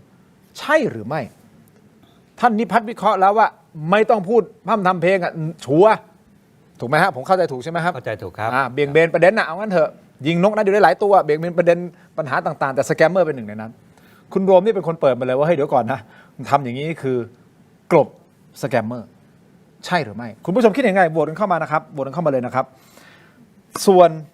ผมมาตั้ง คำถามทั้งสองท่านว่าแล้วถ้ามันเป็นไฮบริดวอร์แฟร์หรือว่าสงครามลูกผสมไฮบริดคือผสมเนาะไอ้สงครามลูกผสมเนี่ยแหละครับที่มีทั้งแต่ก่อนท่านนิพัฒน์บอกว่าให้แต่ก่อนมีแค่ยิงปืนถือปืนยิงกันลบกันแต่เดี๋ยวนี้ไม่ใช่คุณรวมบอกให้เดี๋ยวนี้มันเปลี่ยนแล้วสแกมเมอร์ไซเบอร์ครามทุกอย่างคือมันอาจจะไม่ได้เป็นแค่ปืนอย่างเดียวใช่มันไม่ใช่ปืนทุกรูปแบบมันผสมกันเข้ามาแล้วเราต้องทำอย่างไรความชัดเจนต้องทำอย่างไรคุณโรมมองว่าในฐานะที่คุณเปิดประเด็นเรื่องของเฮ้ยหวังกลบสแกมเมอร์คุณโรมคิดว่าแล้วรัฐบาลเราต้องทำไงคือจริงๆเรื่องไฮบริดวอร์แฟร์หรือสงครามลูกผสมเนี่ยนะครับรัฐมนตรีช่วยว่าการกระทรวงกลาโหมเนี่ยท่านก็ตอนแถลงนโยบายท่านเข้าใจท่านพูดประโยคเรื่องนี้เหมือนกันนะครับดังนั้นเนี่ยไม่ใช่ว่าฝ่ายความมั่นคงเนี่ยจะไม่ได้เตรียมความพร้อมในเรื่องเหล่านี้นะครับรู้แต่ไอ้เรื่องเตรียมการเนี่ยจะเป็นอีกเรื่องหนึ่งเรื่องการมีแผนงานที่ชัดเจนจะเป็นอีกเรื่องหนึ่งนะครับทีนี้เนี่ยก่อนที่จะไปลงลึกตรงนั้นเนี่ยผมอยากจะชวนคุณทินคิดนิดหนึ่งว่ากัมพูชาเนี่ยเราลองนึกหน่อยว่าทุกการกระทำมันต้องมีเหตุและผลของมันการที่กัมพูชาสมมุติเราเชื่อว่ากัมพูชาเนี่ยมาวางทุ่นระเบิดหลังจากที่มีการเซ็นตกลงกันไปที่กัวลาลัมเปอร์ไปแล้วเนี่ยกัมพูชาได้อะไรแน่นอนว่าข้อมูลก่อนหน้านี้ทุกฝ่ายก็ออกมาชัดเจนว่าเฮ้ยไอตอนที่มันปะทะกันไปรอบนั้นเนี่ยความเสียหายฝั่งกัมพูชามีเยอะนะภูมะเขือเนี่ยเสียทั้งหมดเลยนะโอเคตาควายเนี่ยนะครับฝ่ายไทยเนี่ยแค้นมากแล้วเราอยากจะไปทวงคืนตรงนี้กัมพูชารับรู้ไหมว่าฝ่ายไทยแค้นรับรู้แล้วฝ่ายไทยเนี่ยนะครับก็พร้อมมาโดยตลอดและผมเชื่อว่าความพร้อมของเราในเวลานี้กับก่อนหน้าที่มีการปะทะผมว่าเวลานี้เผื่อมีความพร้อมมากกว่าเพราะว่ามันปะทะไปแล้วรอบที่ผ่านมารู้แล้วว่าอะไรคือจุดอ่อนอะไรคือจุดที่ต้องปรับปรุงคำถามง่ายๆเลยคือแล้วกัมพูชาจะมาใช้วิธีนี้ไปทำไมเหตุผลคืออะไรฮะผมมองเป็นอย่างอื่นไม่ออกเลยครับนั่นก็คือเพราะว่าในสถานการณ์ที่ผ่านมาเนี่ยหลังจากที่เรื่องนี้มันเบาลงเนี่ยต้องยอมรับว่ากัมพูชาเพรี่ยงพล้ำเราอย่างยิ่งกับสถานการณ์เรื่องสแกมเมอร์ประเทศไทยเนี่ยเปิดลุกเอาละมันอาจจะไม่ได้ผลอะไรบ้างเนี่ยนะครับได้ผลบ้างไม่ได้ผลบ้างแต่การที่ประเทศไทยเปิดลุกในเรื่องนี้แล้วประกอบกันกับทั้งฝ่ายเกาหลีใต้เองแม้กระทั่งล่าสุดอย่างสหรัฐอเมริกาที่เขาเปิดแนวรบเรื่องนี้ตอนนี้สิงคโปร์ก็กำลังดำเนินการญี่ปุ่นก็บี้ไม่แพ้กันเขาเนี่ยโดนเรื่องนี้กระหน่ำอย่างหนักแล้วหลังๆเนี่ยมันจะไปถึงคนที่มีอำนาจในกัมพูชาแล้วเนี่ยถ้าเกิดสมมติว่าเขาไม่มีการดำเนินการอะไรเพื่อเบี่ยงความสนใจเนี่ยสิ่งที่เขาจะเจอก็คือว่าทุกประเทศมันก็จะมาลุมกระทืบเขา พูดกันตรงไปตรงมาแล้วถามว่าคนกัมพูชาที่อยู่ในกัมพูชาเนี่ยเขามองประเทศของเขาเนี่ยข่าวประเทศนั้นออกข่าวประเทศนี้ออกข่าวผู้นำคนนั้นผู้นำคนนี้คนใกล้ชิดสมเด็จฮุนเซนคนนั้นคนนี้เนี่ยไปเกี่ยวข้องกับสแกมเมอร์เนี่ยคนกัมพูชารู้สึกยังไงแล้วถ้าเราไปมองต่อฝ่ายค้านกัมพูชาก็มีความเคลื่อนไหวหลังจากที่ประเด็นเรื่องสแกมเมอร์เนี่ยมันเป็นประเด็นใหญ่ระดับโลกเนี่ยฝ่ายค้านกัมพูชาซึ่งลี้ภัยอยู่ในต่างประเทศก็มีความเคลื่อนไหวดังนั้นเนี่ยทุกอย่างเนี่ยมันค่อนข้างชัดเจนว่ากัมพูชาผมอยากจะใช้ว่าเขายอมเสี่ยงเรื่องนี้เนี่ยเพราะเขาประเมินแล้วว่าถ้าสมมุติมีการปะทะกันมันก็จะอยู่ตามแนวชายแดนครับแต่ถ้าเกิดไม่มีการเสี่ยงเรื่องนี้เลยแล้วปล่อยให้เรื่องสแกมเมอร์กลายเป็นอิชชูใหญ่ระดับภูมิภาคระดับโลกต่อไปแบบนี้ไปเรื่อยๆเนี่ยการออกหมายจับมันจะไปถึงขนาดไหนฮะฝ่ายไทยวันนี้ผมไม่แน่ใจว่ารัฐบาลเนี่ยจะเต็มใจกับการรุกเรื่องนี้มากน้อยแค่ไหนผมตอบไม่ได้นะแต่ว่าอย่างน้อยที่สุดกระแสสังคมความสนใจของพี่น้องประชาชนเรียกร้องต่อรัฐบาลจนรัฐบาลต้องยอมพูดว่านี่คือวาระแห่งชาติแล้วการออกหมายจับมันก็ไปเรื่อยๆไปเรื่อยๆไปเรื่อยๆดังนั้นเนี่ยผมเลยมองเป็นอื่นไม่ได้ว่านี่คือความพยายามของกัมพูชาในการเบี่ยงความสนใจไม่ให้ประเทศไทยหรือคนไทยและอาจจะรวมไปถึงประเทศอื่นๆฮะมาสนใจเรื่องสแกมเมอร์แต่ไปสนใจเรื่องความขัดแย้งตามแนวชายแดนแทนมองว่าเขาเดินเกมนี้ผมว่าเขาเดินเกมนี้อย่างน้อยที่สุดสิ่งที่เขาได้คือเวลาในการตั้งหลักส่วนเขาจะแก้เกมอย่างไรเป็นอีกเรื่องก่อนที่ผมจะไปที่ท่านนิพัฒน์คือผมจะถามคล้ายๆกันในประเด็นนี้เพราะว่ามันน่าสนใจในการวิเคราะห์นะฮะขมวดนิดเดียวเชิญฮะทีนี้พอมันโยงกลับมาที่ไอ้ไฮบริดวอร์แฟร์หรือสงครามลูกผสมเนี่ยในขณะหนึ่งถ้าเกิดว่าเราไปสนใจเรื่องนั้นแล้วเราพลั้งเผลอไม่ได้ทุ่มทรัพยากรในการจัดการกับสแกมเมอร์เนี่ยด้านหนึ่งมันก็คือการเปิดช่องให้พวกสแกมเมอร์ที่กัมพูชาเนี่ยรุกกลับมาที่ฝ่ายเราแล้วสร้างความเสียหายต่อพวกเราเพิ่มขึ้นไปอีกงั้นผมถามคุณโรมแบบอีกมิติหนึ่งครับเดี๋ยวจะถามท่านนิพัฒน์ประโยคนี้นะครับคุณผู้ชมถ้าฟังคุณโรมอธิบายมาสักครู่นี้มันมีเหตุและผลของมันนะครับคุณผู้ชมคิดเห็นอย่างไรสามารถที่จะแสดงความคิดเห็นเข้ามาได้นะครับแต่มันทำให้ผมปิ๊งขึ้นมาอันหนึ่งคือว่าเราทำรายการเกี่ยวกับเรื่องของความขัดแย้งเรื่องของสแกมเมอร์เนี่ยมาเป็นระยะเวลาค่อนข้างเยอะนะครับแล้วเราก็ตั้งคำถามกันว่าเอ๊ะแล้วทำไมเราไม่ลุกสักทีเราไม่ทำอะไรสักทีเกี่ยวกับกัมพูชาความขัดแย้งจนมันเกิดข้อคอรหาหลายๆอย่างว่าเอ๊ะหรือว่ามันมีใครบางคนหรือเปล่าที่อาจจะไปอยู่ในขบวนการด้วยหรือเปล่านะครับเพราะฉะนั้นไอ้คำถามนี้มันเลยทำให้ผมนึกถึงอีกคำถามนึงที่จะถามคุณโรมเลยแล้วคุณคิดว่าที่กัมพูชาทำแบบนี้เพื่อที่จะให้เบี่ยงเบนความสนใจถ้ามันเป็นอย่างนั้นจริงนะครับคุณคิดว่าจะมีหรือเปล่าที่คนไทยได้ประโยชน์จากการถูกเบี่ยงเบนความสนใจไปเรื่องของการปะทะผมจะตอบสั้นๆในเรื่องนี้นะครับก่อนหน้านี้คือเราเจอกับสถานการณ์ที่เรียกว่าทุนเทายึดประเทศยึดธุรกิจยึดบริษัทที่มีความสำคัญยึดกิจการคนไทยหรือขั้นต่ำก็คือแข่งกับกิจการของคนไทยครับนั่นคือสิ่งที่เราเจอขาของฝั่งทุนเขาก็ไปแบบนั้นขาในเชิงอำนาจรัฐเพราะมันต้องเอาอำนาจรัฐไปปกป้องทุนเขาต้องมีคนข้างในที่สามารถไปยึดอำนาจรัฐให้กับเขาได้ผมกำลังบอกอะไรกับคุณทินว่าการเลือกตั้งที่จะเกิดขึ้นในปีหน้าจะเป็นการเลือกตั้งที่ผมฟันธงได้เลยว่าเงินสีเทาเงินสแกมเมอร์จะถูกใช้กับการหาเสียงเลือกตั้งมากที่สุดในครั้งประวัติศาสตร์ไม่ใช่ว่าก่อนหน้านี้มันไม่เคยเกิดขึ้นนะครับเราก็คงเคยได้ยินว่ามันมีเงินจากเว็บพนันเงินจากธุรกิจที่มันผิดกฎหมายเนี่ยเข้ามาอยู่แล้วการเลือกตั้งบางเขตเนี่ยนะครับเขาบอกว่าเป็นการต่อสู้กันระหว่างพรรคนักธุรกิจที่เชี่ยวชาญเรื่องการหักหัวคิวจากธุรกิจที่ได้สัมปทานหรือได้สัญญาจากรัฐแข่งกันกับพรรคการเมืองนักพนันพรรคการเมืองที่ได้รับเงินสีเทามาแข่งกันแล้วใช้กระสุนยิงกันทั้งคู่แต่พบว่าพรรคนักพนันเนี่ยชนะเราเจอเหตุการณ์แบบนี้มาแล้วดังนั้นเนี่ยถ้าเกิดว่าคนเหล่านี้เข้ามายึดอำนาจในรัฐมากขึ้นตำรวจปปง.หน่วยงานของรัฐที่ทำหน้าที่ในการตรวจสอบเขาจะกล้านะฮะดังนั้นเนี่ยในช่วงเวลาที่เรามีการเปิดโปงเรื่องนี้แล้วเราตั้งคำถามว่าเรากำลังเจอกับทุนเทายึดประเทศเนี่ยสิ่งที่มันเกิดขึ้นคืออะไรฮะมันเกิดขึ้นก็คือความชะงักชะงันเพราะตอนนี้หน่วยงานของรัฐต้องพยายามเร่ง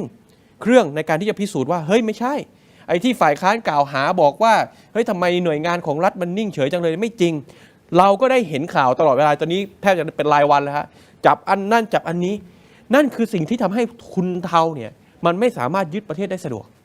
ประเด็นก็คือว่าถ้าคุณอยากให้ทุนเทายึดประเทศต่อไปเนี่ยคุณต้องเบี่ยงให้สังคมไทยเนี่ยไปสนใจเรื่องอื่น เพื่อให้ทุนเทาสามารถทำงานได้สะดวกในการยึดประเทศไทยนั่นหมายความว่าถ้ามี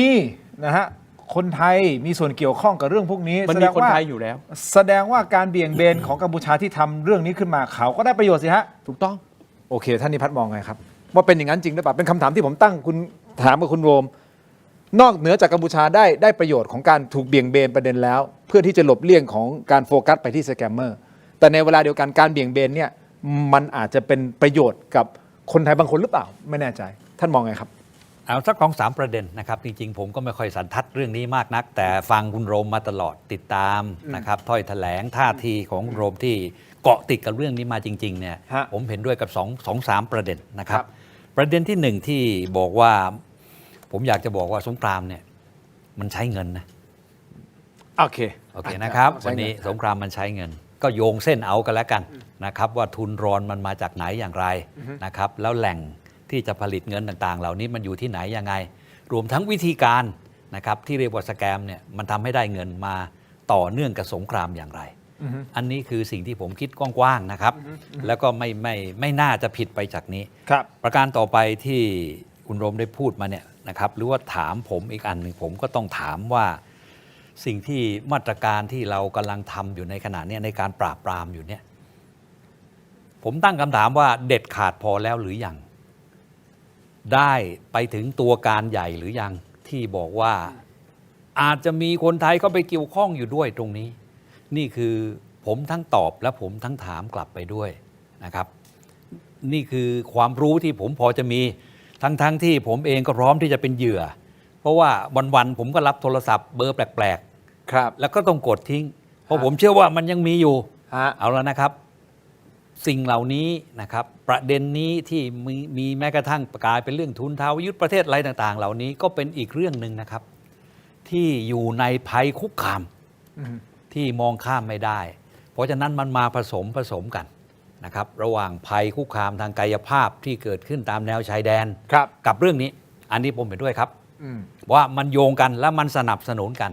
แล้วจะต้องปราบตรงนี้นะครับให้ถึงที่สุดปราบยังไงรัฐบาลต้องทำไงเอาเนี่ยเข้าประเด็นแล้วว่าเราต้องทำยังไงครับเดี๋ยวนะครับเอาผมเมื่อกี้รีบคิดอย่างเร็ว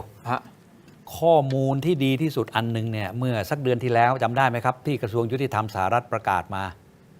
ร่วมกับของอังกฤษ43รายชื่ออะไรต่างๆนั่นนะก็คือจุดที่คนไทยสนใจที่สุดเลยนะครับเพราะเราก็ไม่รู้ว่า43ชื่อมีชื่อใครบ้างเขาประกาศมาหมดแล้วใช่ไหมครับโรมมีชื่อนั่นคือจุดเริ่มต้นนะครับผมไม่มีความรู้เรื่องนี้มากแต่รู้ว่าเฮ้ยถ้ามหาอำนาจโดยหน่วยงาน FBI นะครับกระทรวงยุติธรรมสหรัฐเข้ามาจับเนี่ยแล้วเขามีชื่อชัดขึ้นจอเนี่ยบอกกับคนทั้งโลก43คนและมีของอังกฤษร่วมด้วยแล้วตอนนั้นก็มีเกาหลีด้วยใช่ไหมครับไอ้นั่นนะครับคือจุดเริ่มต้นแล้วผมก็เชื่อว่านะครับแล้วก็ได้ยินมาว่าเราก็ทำต่อนะครับมีการประสานกันจากที่กระทรวงยุติธรรมสหรัฐได้แถลงมาอะไรตรงนี้แล้วประกาศยึดทรัพย์1 2 3 4 5แต่ในประเทศตรงเนี้ยผมไม่ค่อยมีข้อมูลเท่าไหร่แต่รู้ว่ามันยังมีอยู่ก็รายชื่อที่ผมบอกว่าที่ยังไม่รู้ว่ามีรายชื่ออะไรบ้างคือรายชื่อของผมกำลังหมายความว่ามันมีคนไทยอยู่หรือเปล่าแล้วมันใน43คนเนี่ยหรือนอกเหนือจากผมคิดว่าไม่มีคนไทยนอกเหนือจาก43ผมผิดคือพอเรามีของสหรัฐแล้วของอังกฤษแล้วเนี่ยมันไปเชื่อมโยงตรงไหนเพื่อที่จะมีรายชื่อของคนไทยโผล่ว่ามีหรือเปล่าคือตอนนี้43คนเนี่ยนะครับเป็นชื่อที่มันสามารถหาได้เปิดเผยมันอยู่ในสภาคองเกรสของสหรัฐซึ่งจริงๆหน่วยงานรัฐเขาก็ขอมาทางผมเหมือนกันนะผมก็เดี๋ยวผมเข้าใจว่าผมส่งไปแล้วนะผมให้ฝ่ายเลขาเขาส่งไปแล้วนะครับก็หวังว่าหน่วยงานของรัฐเนี่ยก็จะดำเนินการต่อแต่ตอนนี้ผมเข้าใจจริงๆผมไม่อยากจะพูดเยอะเพราะมันเป็นอันนี้อาจจะเป็นข้อมูลลับแล้วโอเคนะครับอันไหนที่พูดได้คือเอาว่ามันตอนนี้มันมีมากกว่า43รายชื่อมันมีเยอะกว่านั้นเยอะนะครับแต่ว่าตัวผมเองเนี่ยก็คุยกับคุณทินไม่งั้นเดี๋ยวคนจะเข้าใจว่าผิดว่าผมมาบลัฟหรือเปล่าไม่ใช่นะเราไม่ได้มาเล่นเกมคูลหรืออะไรนะครับแต่ว่าผมกำลังบอกว่ามันมีชื่อที่มากกว่านั้นผมเองก็ยังไม่เห็นข้อมูลก้อนนี้ แต่มันเยอะกว่านั้นแล้วอันนี้แหละผมไม่มั่นใจว่ามีคนไทยกี่คนหรือมีหรือไม่ซึ่งข้อมูลนี้เนี่ยนะครับเท่าที่ผมทราบหน่วยงานรัฐบางหน่วยน่าจะมีแล้วถัดมาเนี่ยมันก็จะมีเรื่องนักการเมืองตกลงมันมีนักการเมืองไทยเท้าเนี่ยไปเกี่ยวไหมก่อนหน้านี้เนี่ยก็อาจจะมีคนdiscredit ผมแต่ผมยืนยันอย่างนี้ว่าเอาว่าถ้าพูดว่าความสัมพันธ์ระหว่างแก๊งสแกมเมอร์กับนักการเมืองบางคนเนี่ยว่ามันมีความสัมพันธ์กันบางประการเนี่ยผมยืนยันว่ามีแล้วตอนนี้อาจจะเกิน7ชื่อแล้วบางส่วนเป็นอดีตนายกรัฐมนตรีอันนี้ยืนยันได้ผมไม่ได้บอกว่าเขาเป็นสแกมเมอร์นะ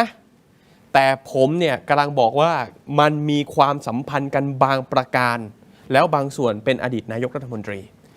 ดังนั้นเนี่ยถ้าเราคุยกันมาถึงจุดนี้คุณทินก็ต้องเรียนตามตรงว่า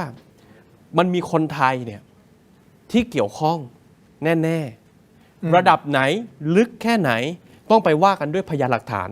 ซึ่งคนที่จะตอบเรื่องนี้ได้เนี่ยเราถึงต้องบอกว่าหน่วยงานของรัฐเนี่ยจะต้องเป็นคนทำเพราะมันต้องเอาเส้นทางการเงินเนี่ยมาดูแล้วอีกส่วนหนึ่งถ้าแฟร์นะครับที่ผมแฟร์แม้กระทั่งกับไทยเทานะแฟร์กับไทยเทาเนี่ยเพราะว่าพอเราพูดถึงนี่เฮ้ยไทยเทามันไม่ต่างอะไรกับสมัยก่อนไปเปิดประตูกรุงศรีให้ต่างชาติเข้ามาหรือเปล่าเนี่ยคือผมกำลังจะบอกว่าบางทีเขาอาจจะไม่ได้เห็นภาพใหญ่ขนาดนี้เขาอาจจะคิดว่าเฮ้ยก็อยู่ๆก็มีต่างชาติเอาเงินมาให้ก็แฮปปี้ต้องเลือกตั้งอยู่แล้วต้องใช้เงินอยู่แล้วไม่มีปัญหาแต่อาจจะไม่ได้มีถึงขนาดเจตจำนงจะมาทำลายประเทศเขาอาจจะไม่ได้คิดแบบนั้นแต่ณวันนี้ในฐานะที่เราเนี่ยมองเห็นภาพที่มันใหญ่ขึ้นผมเองก็ทำงานได้มีโอกาสได้ความรู้จากพี่ๆหลายคนที่ทำงานอยู่ในความมั่นคงเนี่ยก็ต้องพูดกันตรงๆว่าเรื่องนี้เราต้องมองให้มันใหญ่เราต้องมองให้มันกว้างว่าความหลากหลายของการยุทธหรืออาจจะเรียกว่าไฮบริดวอร์แฟร์หรือสงครามลูกผสมในเวลานี้มันไม่ใช่เรื่องที่เราจะละเลยได้แล้วเราจะไปมองเฉพาะในส่วนของการตอบโต้กันทางอาวุธเท่านั้นแต่มันต้องรวมไปถึงการรับมือและการเตรียมความพร้อมกับภัยอย่างอื่นปัญหาก็คือว่าสิ่งที่ผมกังวลก็คือว่าวันนี้ถ้าท่านนายกเอาจริงกับเรื่องการปราบปรามสแกมเมอร์เนี่ยคุณไม่ต้องห่วงในเรื่องของภัยคุกคามจากกัมพูชามากนักเพราะอะไรเหมือนกับที่พี่นิพัฒน์พูดสแกมเมอร์คือรายได้หลักของเขา 60% ของ GDP ของประเทศเขาเนี่ยมาจากตรงนี้แล้วผมเชื่อว่านี่คือตัวเลขขั้นต่ำขั้นสูงอาจจะมากกว่านี้อีกดังนั้นเนี่ยถ้าเราบอกว่าเฮ้ยอันเนี้ยมันคือตัวเลขหลักมันคือเศรษฐกิจหลักของเขาในการขับเคลื่อนเพื่อทำให้เขาสามารถทำไฮบริดวอร์แฟร์ทำเรื่องต่างๆกับเราได้เนี่ยผมคิดว่าการทำลายส่วนนี้จึงเป็นส่วนที่เป็นเป้าหมายสูงสุดผมกำลังบอกให้ทุกคนนะฮะว่าเราใช้ความคิดกับเรื่องนี้เราไม่ได้ใช้อารมณ์เอาข้อมูลมากางกันแล้วข้อมูลทั้งหมดมันไปแบบนี้สิ่งที่ผมกำลังพูดเรื่องไฮบริดวอร์แฟร์เรื่องของสงครามลูกผสมผมไม่ได้คิดคนเดียวแม้กระทั่งพี่น้องหลายคนที่อยู่ในกระทรวงกลาโหมก็มีความกังวลในเรื่องแบบนี้เพียงแต่ว่าวันนี้เราต้องกล้าพูดว่าเรากำลังเจอแบบนี้แล้วเอาข้อมูลตรงนี้วางวิธีการในการรับมือให้ครบถ้วนไม่ใช่แค่มองแค่เฉพาะในเรื่องของการรับมือตามแนวชายแดนเท่านั้นผมย้ำอีกครั้งไม่งั้นเดี๋ยวจะมีคนเอาไปปั่นเฟกนิวผมไม่ได้ละเลยปัญหาตามแนวชายแดนผมคิดว่าปัญหาตามแนวชายแดนสำคัญเราต้องจ่ายเงินมากกว่านี้กับการติดตั้งเครื่องมือที่ทันสมัยอย่างที่สุดกล้อง CCTV ว่าไปแต่สแกมเมอร์คือสิ่งที่เราไม่สามารถละเลยได้อย่างเด็ดขาดผมไม่แน่ใจว่าท่านนิพัฒน์จะเสริมข้อมูลตรงนี้เพิ่มเติมหรือไม่แล้วก็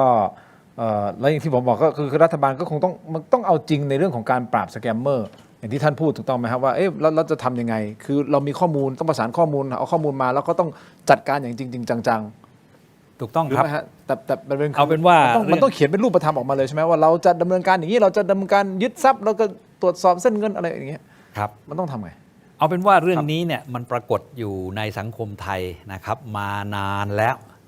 ก่อนที่จะเกิดเหตุการณ์ชายแดนไทยกับเขมรด้วยซ้ำไปนะครับถ้าไปเริ่มมาตั้งแต่ฝั่งตะวันตกถูกไหมครับที่ทางด้านพม่านะจะเวโกโกอะไรนะเมียวดีอะไรตรงนั้นน่ะมันไม่เริ่มมาจากตรงนั้นแล้วมันเริ่มมี question mark แล้วในสังคมไทยว่าเฮ้ยอะไรกันวะนะครับขอโทษที่ไม่ได้พูดคำนี้นะครับขอถอนไหม มันคืออะไรกัน และการย้ายฐานเนี่ยที่เราพอจะติดตามข่าวได้ก็คือย้ายฐานไปที่ปอยเปตอะไรต่างๆเหล่านี้คนไทยเริ่มต่อภาพติดแล้วว่าอะไรยังไงและข้อมูลจากทุกฝ่ายเนี่ยนะครับที่ได้ตรวจสอบกันนะครับแล้วก็ได้ทำงานกันมาเนี่ยมันก็พอจะเห็นภาพแล้วว่ามันมีอยู่จริงปรากฏผู้เสียหายจริงในประเทศไทยเริ่มปรากฏตัวมาแล้วว่าใครอยู่ในประเทศไทยอันนี้คือภาพที่ผมไล่เรียงมาให้เห็นพอมาเกิดเหตุการณ์ชายแดนไทยกัมพูชาปลายเดือนกุมภาที่ผ่านมาประมาณ6 เดือนมันเรื่องนี้มันยิ่งชัดใหญ่ใช่ไหมครับเพราะมีการเปิดเผยข้อมูลของบ่อนเอาตรงนี้ก่อนนะครับบ่อนคาสิโนที่ตลอดแนวชายแดนมาเนี่ยมันอยู่ที่ไหนยังไงตามช่องทางอะไรต่างๆใครรันบ่อนต่างๆเหล่านี้รายได้ส่งใครอะไรยังไงแล้วก็มีการเปิดเผยข้อมูลที่ถูกเปิดออกมาก็คือเรื่องสแกมที่ว่าเนี่ยนะครับตึก7 ชั้น 25 ชั้นอะไรต่างๆเหล่านี้มีคนไทยตกมาตายเนี่ยเรื่องเหล่านี้นะครับมันพอจะเห็นภาพได้แล้วก็เป็นความจริงมันคือภัยคุกคามครับที่ผสมผสานกันกับเรื่องของที่ชายแดนนะครับอันนี้ผมก็พอมีความรู้พอเท่านี้นะครับแต่ยอมรับว่ามันเป็นเรื่องหนักหนานะตรงนี้ตัวเลขที่ปรากฏความเสียหายที่ปรากฏเนี่ยมันฟ้องอยู่จริงๆตรงนี้ครับต้องเด็ดขาดครับตอนนี้ผมขอไปที่อีกประเด็นหนึ่งแล้วกันนะครับเป็นคลิปปะทะคารมกันระหว่างทหารไทยกับกัมพูชานะครับผู้ชมครับโดยเพจ Army Military Force นะฮะเป็นเพจที่โพสต์คลิปนี้นะซึ่งเป็นคลิปหลังจากที่ทหารไทยไปเจอทหารกัมพูชาเนี่ยกำลังทำอะไรฮะพยายามตัดรั้วลวดหนามครับในพื้นที่ของช่องานม้ามีคลิปนะฮะไปดูครับโน่ถอยไปถอย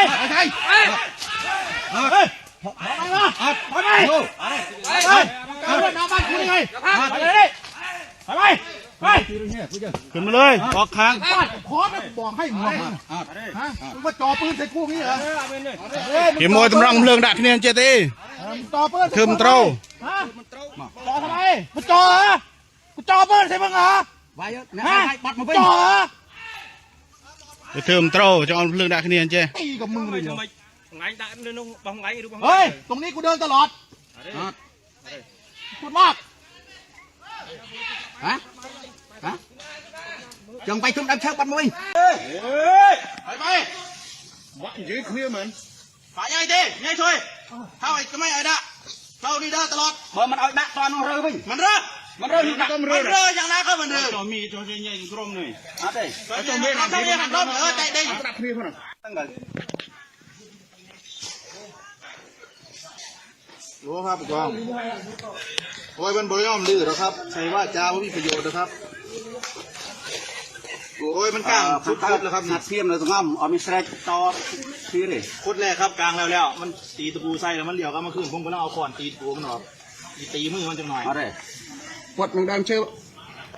คลิปนี้ฮะท่านนิพัฒน์ครับมันมีน้ำหนักไหมเราสามารถที่จะเอามาเป็นน้ำหนักในการที่จะไปฟ้องเวทีโลกไหมฮะเพราะเขาเข้ามาตัดรวบน้ำของเราเรียนคุณทีมตรงๆนะครับในรายการตรงนี้หยุดพูดกันสักทีเรื่องที่จะต้องไปฟ้องชาวโลกคำนี้ใช้มานานแล้วก็ใช้พร่ำเพรื่อนะครับวันนี้ลงมือปฏิบัติแล้วนะครับท่านนายกได้แถลงแล้วนะครับแสดงท่าทีชัดเจนแล้วสังคมไทยได้บอกแล้วทุกสิ่งทุกอย่างมันพร้อมหมดแล้วทั้งกฎหมายนะครับแล้วก็แผนผมอยากจะบอกขอระบายกันแล้วกันเชิญครับท่านครับไอ้คำว่าเรื่องที่จะต้องไปขอร้องให้ฝ่ายเขมรนะครับแสดงความจริงใจคำพูดนี้มันออกในแนวแพสซีฟหน่อยมั้งครับผมไม่ค่อยสบายใจกันแล้วกันนะครับมันเป็นหน้าที่ของเราที่จะต้องบอกให้เขาปฏิบัติตามและบังคับตามสิ่งที่เราเห็นว่าถูกต้องไม่ใช่คำว่าไปพร่ำบอกว่าเขมรจะต้องแสดงความจริงใจเขาไม่จริงใจไม่ใช่คำนี้มันอ่อนแอไปต้องเข้มแข็งเลิกใช้ได้แล้วเพราะว่าเวลามันพิสูจน์มาแล้วนะครับท่าทีดีๆเราก็มีให้กันนะครับแต่ทุกสิ่งทุกอย่างมันผ่านมาเนี่ยต้มที่7แล้วถูกไหมครับและเหตุการณ์เนี่ยพี่น้องคนไทยที่อาจจะยังไม่ได้ติดตามข่าวตรงนี้ผมก็ย้อนไปนิดนึงเป็นเริ่มกันมา6 เดือนแล้วนะครับเนี่ยมีการยิงปะทะกันแล้วไม่ลืมนะครับต้องไม่ลืมว่าวันที่จรวด BM-21 มาตกที่หน้าร้านสะดวกซื้อที่ในปั๊มน้ำมัน9 ศพครับ เหตุการณ์เหล่านี้มันพัฒนามาเรื่อยๆนะครับมาจนถึงโอเคมีการทอดสะพานทอดโอกาสให้ ที่จะมีโอเคหยุดยิงกันนะมีท่าทีที่ดีต่อกันมีการประชุมกัน และเมื่ออีกฝ่ายหนึ่งบิดพลิ้วนะครับละเมิดตรงนี้ตึ้มที่7เนี่ยนะครับเสียขาไปตรงนี้เนี่ยวันนี้ผมเห็นว่านะครับพี่น้องคนไทยทั้งหมดนะครับท่าทีที่ผมยังย้ำอีกว่าความเป็นเอกภาพท่าทีของเราเนี่ยเข้มแข็งกร้าวนะครับที่จะทำอะไรได้แล้วเพราะฉะนั้นสิ่งที่นะครับที่จะต้องไปเรียกว่ารายงานคนโน้นคนนี้อะไรต่างๆโอเคถ้าทำไปตามแพทเทิร์นทำไปแต่ไม่หวังผลนะครับหวังผลไม่ได้อย่าไปนึกว่าเขาจะมาสนใจเรานะครับโอเคเขาก็รับไปอย่างนั้นนะครับประท้วงไปเท่าไหร่แล้วหนังสือแต่ต้องทำนะครับมันเป็นแพทเทิร์นการทำงานนะครับที่ทำไปแต่วันนี้เหลืออย่างเดียวครับคนที่อยู่หน้างานตรงนี้ท่านทำอะไรท่านก็ทำครับตามหน้าที่ของท่านและตัดลวดเขมรเมื่อกี้เนี่ยนะครับที่ให้ดูถามผมเนี่ยผมอยากจะบอกนะครับว่านี่คือความซื่อสัตย์ความรับผิดชอบที่ตรงต่อหน้าที่ของทหารที่อยู่ตลอดแนวชายแดนเขาทำถูกแล้วและเขาจะทำเช่นนี้ตลอดไปผมเชื่อว่าพี่น้องคนไทยเชียร์ให้เขาทำหน้าที่เช่นนี้นะครับจงทำต่อไปอย่าหยุดนะครับนี่คือหน้าที่และความรับผิดชอบที่ปฏิเสธและละเลยไม่ได้ครับตรงนี้ครับแต่ถ้าเขามีเสียงปืนดังยิงมาปุ๊บตอบโต้ทันทีความชอบธรรมพร้อมผมพูดอย่างนี้แล้วกันประมาณนี้ขอบคุณคุณทีมครับที่พูดตรงนี้นะครับมันเป็นหน้าที่และเป็นความรับผิดชอบครับที่ต้องทำตรงนี้เขาไม่ยอมเลยนะฮะเขาไปแล้วไม่ยอมแล้วนะฮะเนี่ยทหารไทยเนี่ยไล่ไปเลยนะฮะคุณโรมเวทีโลกอะไรท่านนิพัฒน์พูดแบบชัดเจนแหละจะฟ้องไปทำตามแพทเทิร์นทำไปนะฮะทำไปแต่สุดท้ายคือเฮ้ยมันต้องเข้มแข็งมีปัญหาซัดเต็มที่คุณมองไงครับประเด็นนี้เอาเรื่องการต่างประเทศนะครับยังไงมันก็ต้องทำถูกคือมันไม่มีใครมารู้นะมันไม่มีประเทศอื่นมารู้ว่ามันเกิดอะไรขึ้นเราต้องบอกถูกต้องเราต้องบอกผมอยากให้กลับไปจำความรู้สึกตอนที่วันที่กระทรวงการต่างประเทศไม่ทำอะไรแล้วเราคนไทยหลายๆคนก็บ่นกันว่าทำไมกระทรวงการต่างประเทศเงียบจังเลยเนี่ยผมก็คิดว่าเรามีบทเรียนนะครับแล้วก็ผมเชื่อว่าแนวทางการทำงานหลายๆอย่างเนี่ยเราเรียนรู้แล้วว่าต้องทำยังไงบ้างเนี่ยก็ไม่ควรพลาดในเรื่องเหล่านี้ครับแต่ในส่วนของความพร้อมในการรักษาพื้นที่อันนี้มันก็ต้องรักษาพื้นที่กันสูงสุดนะครับซึ่งผมคิดว่ามันก็มีได้ตั้งแต่เบาไปหาหนักนะครับในแง่ของเบาที่สุดเนี่ยไอ้ต้องเจรจาก็ต้องเจรจานะครับเพื่อรักษาความชอบธรรมแต่ขณะเดียวกันเนี่ยหากมันเกิดอะไรขึ้นการตอบโต้อย่างได้สัดส่วนก็เป็นเรื่องที่จำเป็นดังนั้นเนี่ยผมค่อนข้างมั่นใจนะครับว่าทางฝ่ายทหารเนี่ยนะครับไอ้เรื่องความพร้อมเนี่ยผมมั่นใจว่าคงพร้อมนะครับเนื่องจากว่ามันก็เพิ่งผ่านศึกมาก่อนหน้านี้แต่ทีนี้เนี่ยสิ่งที่มันจะต้องมองต่อไปเนี่ยนะครับคือการเตรียมความพร้อมในเรื่องของประชาชนด้วยอย่างรอบที่ผ่านมาเนี่ยมันก็มีข้อวิจารณ์เยอะอย่างเช่นปั๊มน้ำมันที่ยังไม่ได้รับการเยียวยาดูแลอย่างเต็มที่เนี่ยไอ้แบบเนี้ยมันก็จะเกิดคำถามว่าพี่น้องประชาชนคนอื่นๆจะพร้อมไหมเพราะว่าอย่าลืมนะครับหากมันเกิดเหตุการณ์เกิดขึ้นเนี่ยประชาชนเนี่ยต้องอพยพหลักแสนคนซึ่งผมคิดว่าอันนี้คือสิ่งที่ท่านนายกต้องเคลียร์กับสมช.ว่าถ้าเกิดมันมีสถานการณ์ที่เลวร้ายสูงสุดเนี่ยแล้วกัมพูชามีการใช้อาวุธลูกยาวที่ยิงได้ไกลถึง130 กิโลเมตรเนี่ยความเสียหายที่มันอาจจะเกิดขึ้นแล้วเราต้องไม่ลืมว่ากัมพูชาเขาไม่ได้มาสนใจนะครับว่ายิงโดนพลเรือนหรือไม่เนี่ยดังนั้นเนี่ยการเตรียมความพร้อมจึงต้องมีมิติทั้งทหารและพลเรือนรวมไปถึงการเยียวยาเพื่อให้เกิดความมั่นใจซึ่งช่วงเวลาที่ผ่านมาเนี่ยก็ต้องยอมรับว่ามันยังมีอุปสรรคยังมีจุดที่มันยังไม่เรียบร้อยมันก็อาจจะทำให้เกิดคำถามเหล่านี้ได้ดังนั้นเนี่ยถ้าจะรับมือกับความขัดแย้งตามแนวชายแดนเตรียมการเต็มที่สูงสุดและไปจนถึงสถานการณ์ที่เลวร้ายที่สุดที่อาจจะเกิดขึ้นอันนี้คือสิ่งที่ผมคิดว่าผมก็คาดหวังให้รัฐบาลเตรียมการในเรื่องนี้นอกเหนือจากการที่แสดงท่าทีนะครับอย่างแข็งกร้าวอย่างเต็มที่แล้วจริงๆผมคิดว่าการเตรียมความพร้อมเพื่อให้ประชาชนมั่นใจเนี่ยนะครับมันไม่ได้เป็นความลับในทางการทหารด้วยแต่ว่าลองคิดตามผมนะครับพินิพัฒน์ ถ้ารัฐบาลประกาศออกมาเลยว่า ถ้ามีสถานการณ์เลวร้ายเนี่ยจะเตรียมความพร้อมให้พี่น้องประชาชนมั่นใจอย่างไรเนี่ยด้านหนึ่งคือจิตวิทยาที่กลับไปทางฝ่ายกัมพูชาเหมือนกันนะ ว่าเอาจริงและพร้อมสำหรับทุกรูปแบบที่อาจจะเกิดขึ้น แต่พอมันไม่มีส่วนนี้เนี่ยผมก็เป็นห่วงนะครับว่าตกลงเนี่ยนะครับเราเนี่ยนะครับจะเตรียมความพร้อมระดับไหน โอเค นะครับ อย่างนี้นะฮะคุณผู้ชมครับอย่างทุกท่านทราบดีนะฮะว่าจริงๆทางกัมพูชาก็ติดตามสื่อของไทยทุกๆช่องทางนะครับแล้วก็รายการเราก็อาจจะเป็นอีกหนึ่งสื่อที่เขาติดตามเช่นเดียวกันคุณนิพัฒน์ครับที่เรามาพูดคุยทั้งหมดเนี่ยในมุมของทหารนั่นนะครับว่าเราพูดคุยทั้งหมดบางคนก็มีการคอมเมนต์เข้ามาว่าเฮ้ยจะไปเล่าทุกอย่างพูดทุกอย่างเขาติดตามอยู่เดี๋ยวเขาก็รู้หมดสิว่าเราจะเตรียมทำอะไรนู่นนี่นั่นท่านนิพัฒน์มองไงครับอย่างเช่นคุณฮุนเซนเพราะเขาเคยโขดรายการผมแล้วก็เอาไปแปลเป็นภาษากัมพูชาด้วยนะฮะเป็นเรื่องของการต่อสู้ในทุกมิตินะครับ เราก็ดูเขาก็ดูเรานะครับสิ่งต่างๆเหล่านี้ผมเชื่อว่าทั้งฝ่ายเราเองเนี่ยตั้งแต่เกิดสถานการณ์มานะครับตั้งแต่ปลายกุมภากันแล้วกันจนกระทั่งถึงขณะนี้นั่นนะผมก็เชื่อว่าเราได้ทำหน้าที่ทุกฝ่ายนะครับช่วงแรกอาจจะอืดหน่อยเครื่องร้อนช้านะครับอันนี้ก็ต้องพูดกันตรงๆแต่เมื่อเครื่องติดแล้วโอเคก็ไปได้เราก็ดูแลพี่น้องประชาชนของเรานะครับในระดับหนึ่งข้อมูลข่าวสารเนี่ยก็ต้องยอมรับว่าเราทำได้ดีนะครับสื่อของทีมที่ทำอยู่ในขณะนี้ที่บอกกับความสบายใจและอีกหลายๆสื่อครับผมก็เชื่อว่าคนที่มาออกรายการเนี่ยก็รู้หน้าที่ดีว่าพูดอะไรแค่ไหนอย่างไรผมเชื่อว่าสิ่งต่างๆเหล่านี้มีความพอดีอยู่นะครับพอเหมาะพอควรซึ่งจะดูเราก็ต้องถือโอกาสบอกไปด้วยเลยนะครับรู้ว่าเขาดูอยู่บอกด้วยนะครับว่าความจริงมันคืออะไรเพราะพี่น้องประชาชนกัมพูชาส่วนหนึ่งเนี่ยนะครับส่วนใหญ่ทั้งประเทศเลยเนี่ยแทบจะไม่รู้เรื่องเลยนะครับกับเรื่องเหล่านี้มันจะมีอยู่ตามตะเข็บชายแดนอยู่ส่วนหนึ่งแล้วก็คนที่เป็นผู้บริหารอยู่ในเมืองหลวงส่วนที่เหลือเนี่ยเขาไม่รับรู้อะไรที่อยู่ติดกับเวียดนามติดกับทางลาวข้างบนนั่นนะเขาไม่รู้เรื่องนะครับเนี่ยเพราะฉะนั้นถ้าดูก็ดีจะได้บอกไปเลยนะครับว่ามันเกิดอะไรขึ้นความจริงต้องปรากฏถือโอกาสพูดไปเลยครับตามนี้แล้วคุณเซนดูอยู่โทษนะครับผมเข้าใจว่าท่านเคยเจอคุณฮุนเซนไหมเคยไปที่บ้านครับไปที่บ้านตอนที่สมัยเคยที่มีเหตุการณ์ตามแนวชายแดนกันอยู่นะครับเคยพูดกันตรงนี้ก็ที่บ้านท่านก็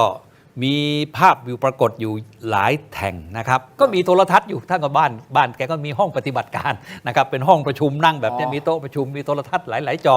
ผมก็เชื่อว่าดูรายการนี้อยู่เหมือนกันดูท่านอยู่ด้วยซ้ำครับถือโอกาสบอกเลยนะครับว่าที่เรากำลังเผชิญกันอยู่ในขณะนี้นั่นน่ะเรา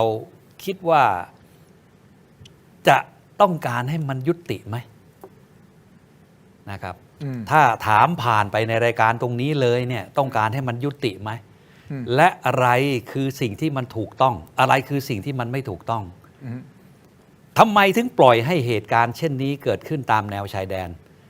มาตั้งหลักกันตรงที่26ตุลาที่ไปลงนามกันที่กัวลาลัมเปอร์ตกลงกันแล้วไม่ใช่เหรอแล้วทำไมล่ะไอ้4 ข้อนั้นนะทำไมถึงให้มาวางระเบิดอีกผมถามผ่านไปตรงนี้เอาคำถามตรงนี้ก่อนนะครับถ้าดูอยู่ก็คุยกันได้โทษด้วยความเคารพท่านนะครับคือท่านไปถึงที่บ้านโทษนะด้วยความเคารพท่านไปทำภารกิจอะไรหรือเปล่าฮะมีครับในตำแหน่งของเจ้ากรมกิจการชายแดนทหารคนแรกเนี่ยนะครับของกองทัพไทยเนี่ยผมเดินทางไปหมดนะครับมีโอกาสได้พบกับผู้นำรอบประเทศแล้วตอนที่รบกันหนักเนี่ยปี54นะครับที่รบกัน5 วัน 5 คืนตรงนั้นนะพอหลังจากนั้นเนี่ยผมก็ได้รับอนุญาตนะครับแล้วก็ได้รับคำเชิญจากท่านฮุนเซนเองนะครับไปกับอดีตแม่ทัพภาคที่2นะครับท่านธวัชชัยสมุทรสาครก็ไปจนกระทั่งท่านก็บอกว่าให้เข้าไปที่บ้านนะครับเชิญไปที่บ้านแล้วไปพูดคุยกันวันนั้นเวลานั้นน่ะมันคือช่วงที่เปิดใจกันเลยนะครับตอนนั้นมีคดีเขาพระวิหารอยู่เปิดใจกันเลยแล้วก็เขาก็ยังบอกไปนะครับว่าทั้งหมดเนี้ยลองหาทางมาคุยกันดูซิเอาแม่ทัพมาคุยกันนี่คือการทำงานที่ไม่ปรากฏนะครับแต่ผมยังมีรูปถ่ายอยู่ทั้งหมดก็ยังถ่ายรูป แล้วก็พูดจากันอยู่คือท่าทีส่วนหนึ่งเนี่ยนะครับผมก็เห็นว่ามันก็มีจังหวะที่พูดกันรู้เรื่องนะครับพูดผ่านล่ามท่าทีดีนะครับแล้วแสดงความจริงใจต่อกันขีดเส้นใต้นะครับถามว่าไปคุยอะไรกันแกก็พูดนะครับท่านก็พูดกันแล้วกันผมให้เกียรตินะครับเพราะเขาเป็นประธานทั้งนั้นอยู่ก็ว่าเป็นว่าเรื่องชายแดนเนี่ยเรื่องปัญหาเขตแดนเนี่ยเรามาร่วมมือกันอย่างจริงจังได้ไหมมันก็นี่คือสิ่งที่ผมยังจำได้อยู่นะครับว่าเขาคิดอะไรยังไงและหลังจากนั้นเมื่อผมไม่ได้มีหน้าที่อะไรเกี่ยวข้องอะไรต่างๆเหล่านี้มันก็มาพัฒนามาถึงตรงนี้ครับ ซึ่งตอนนั้นเข้าใจว่าน่าจะยังไม่มีพวกแก๊งสแกมเมอร์ป่ะถ้าย้อนกลับไปปี สมัยนั้นยังมันตายมาก คาสิโนยังไม่มี แล้ว ใช่ไหม ถัดอีกนิดนะครับผมเล่าต่อท่านฮุนเซนก็บอกว่าอีก 2-3 วัน เดี๋ยวไปเจอกับฮุนมันเนตนะผมนี่แหละครับเป็นคนที่เข้าไปไปเจอฮุนมันเนตครับไปเจอที่อัลลองเวงนะครับเข้าไปโดยเฮลิคอปเตอร์ของท่านแม่ทัพนะครับแล้วไปคุยกับฮุนมันเนตก็ยังพูดกันอยู่อิชชูเรื่องของเขตแดนโอเคอันนั้นคืออดีตเนาะซึ่งมันก็ประวัติศาสตร์มันก็ผ่านมาแล้วนะครับแล้วก็อย่างที่ทราบกันว่าก่อนหน้านี้เราก็มีความกระทบกระทั่งกันมาตลอดแต่ครั้งนี้น่าจะหนักสุดนะฮะท่านใช่ไหมฮะครั้งเนี้ยครับเห็นว่าหนักคือยาวระยะมันทอดยาวครับทอดยาวที่สุดอย่างนี้นะคุณผู้ชมครับมันมีภาพหนึ่งที่ทางสื่อของกัมพูชามาบอกว่านี่คืออะไรนะน้ำตาจระเข้น้ำตาจระเข้นะพูดอย่างนี้เลยนะสื่อกัมพูชาเนี่ยบอกว่าคนนี้คือน้ำตาจระเข้เป็นภาพนายกรัฐมนตรีของเราขณะที่ไปเยี่ยมทหารนะครับแต่ผมขออนุญาตเดี๋ยวจะมาดูนะครับว่านี่คือน้ำตาจระเข้หรือไม่อย่างไรแต่ผมขออนุญาตก่อนเลยนะครับขอขายของก่อนนะครับคุณโรมขอบคุณครับขอบคุณครับ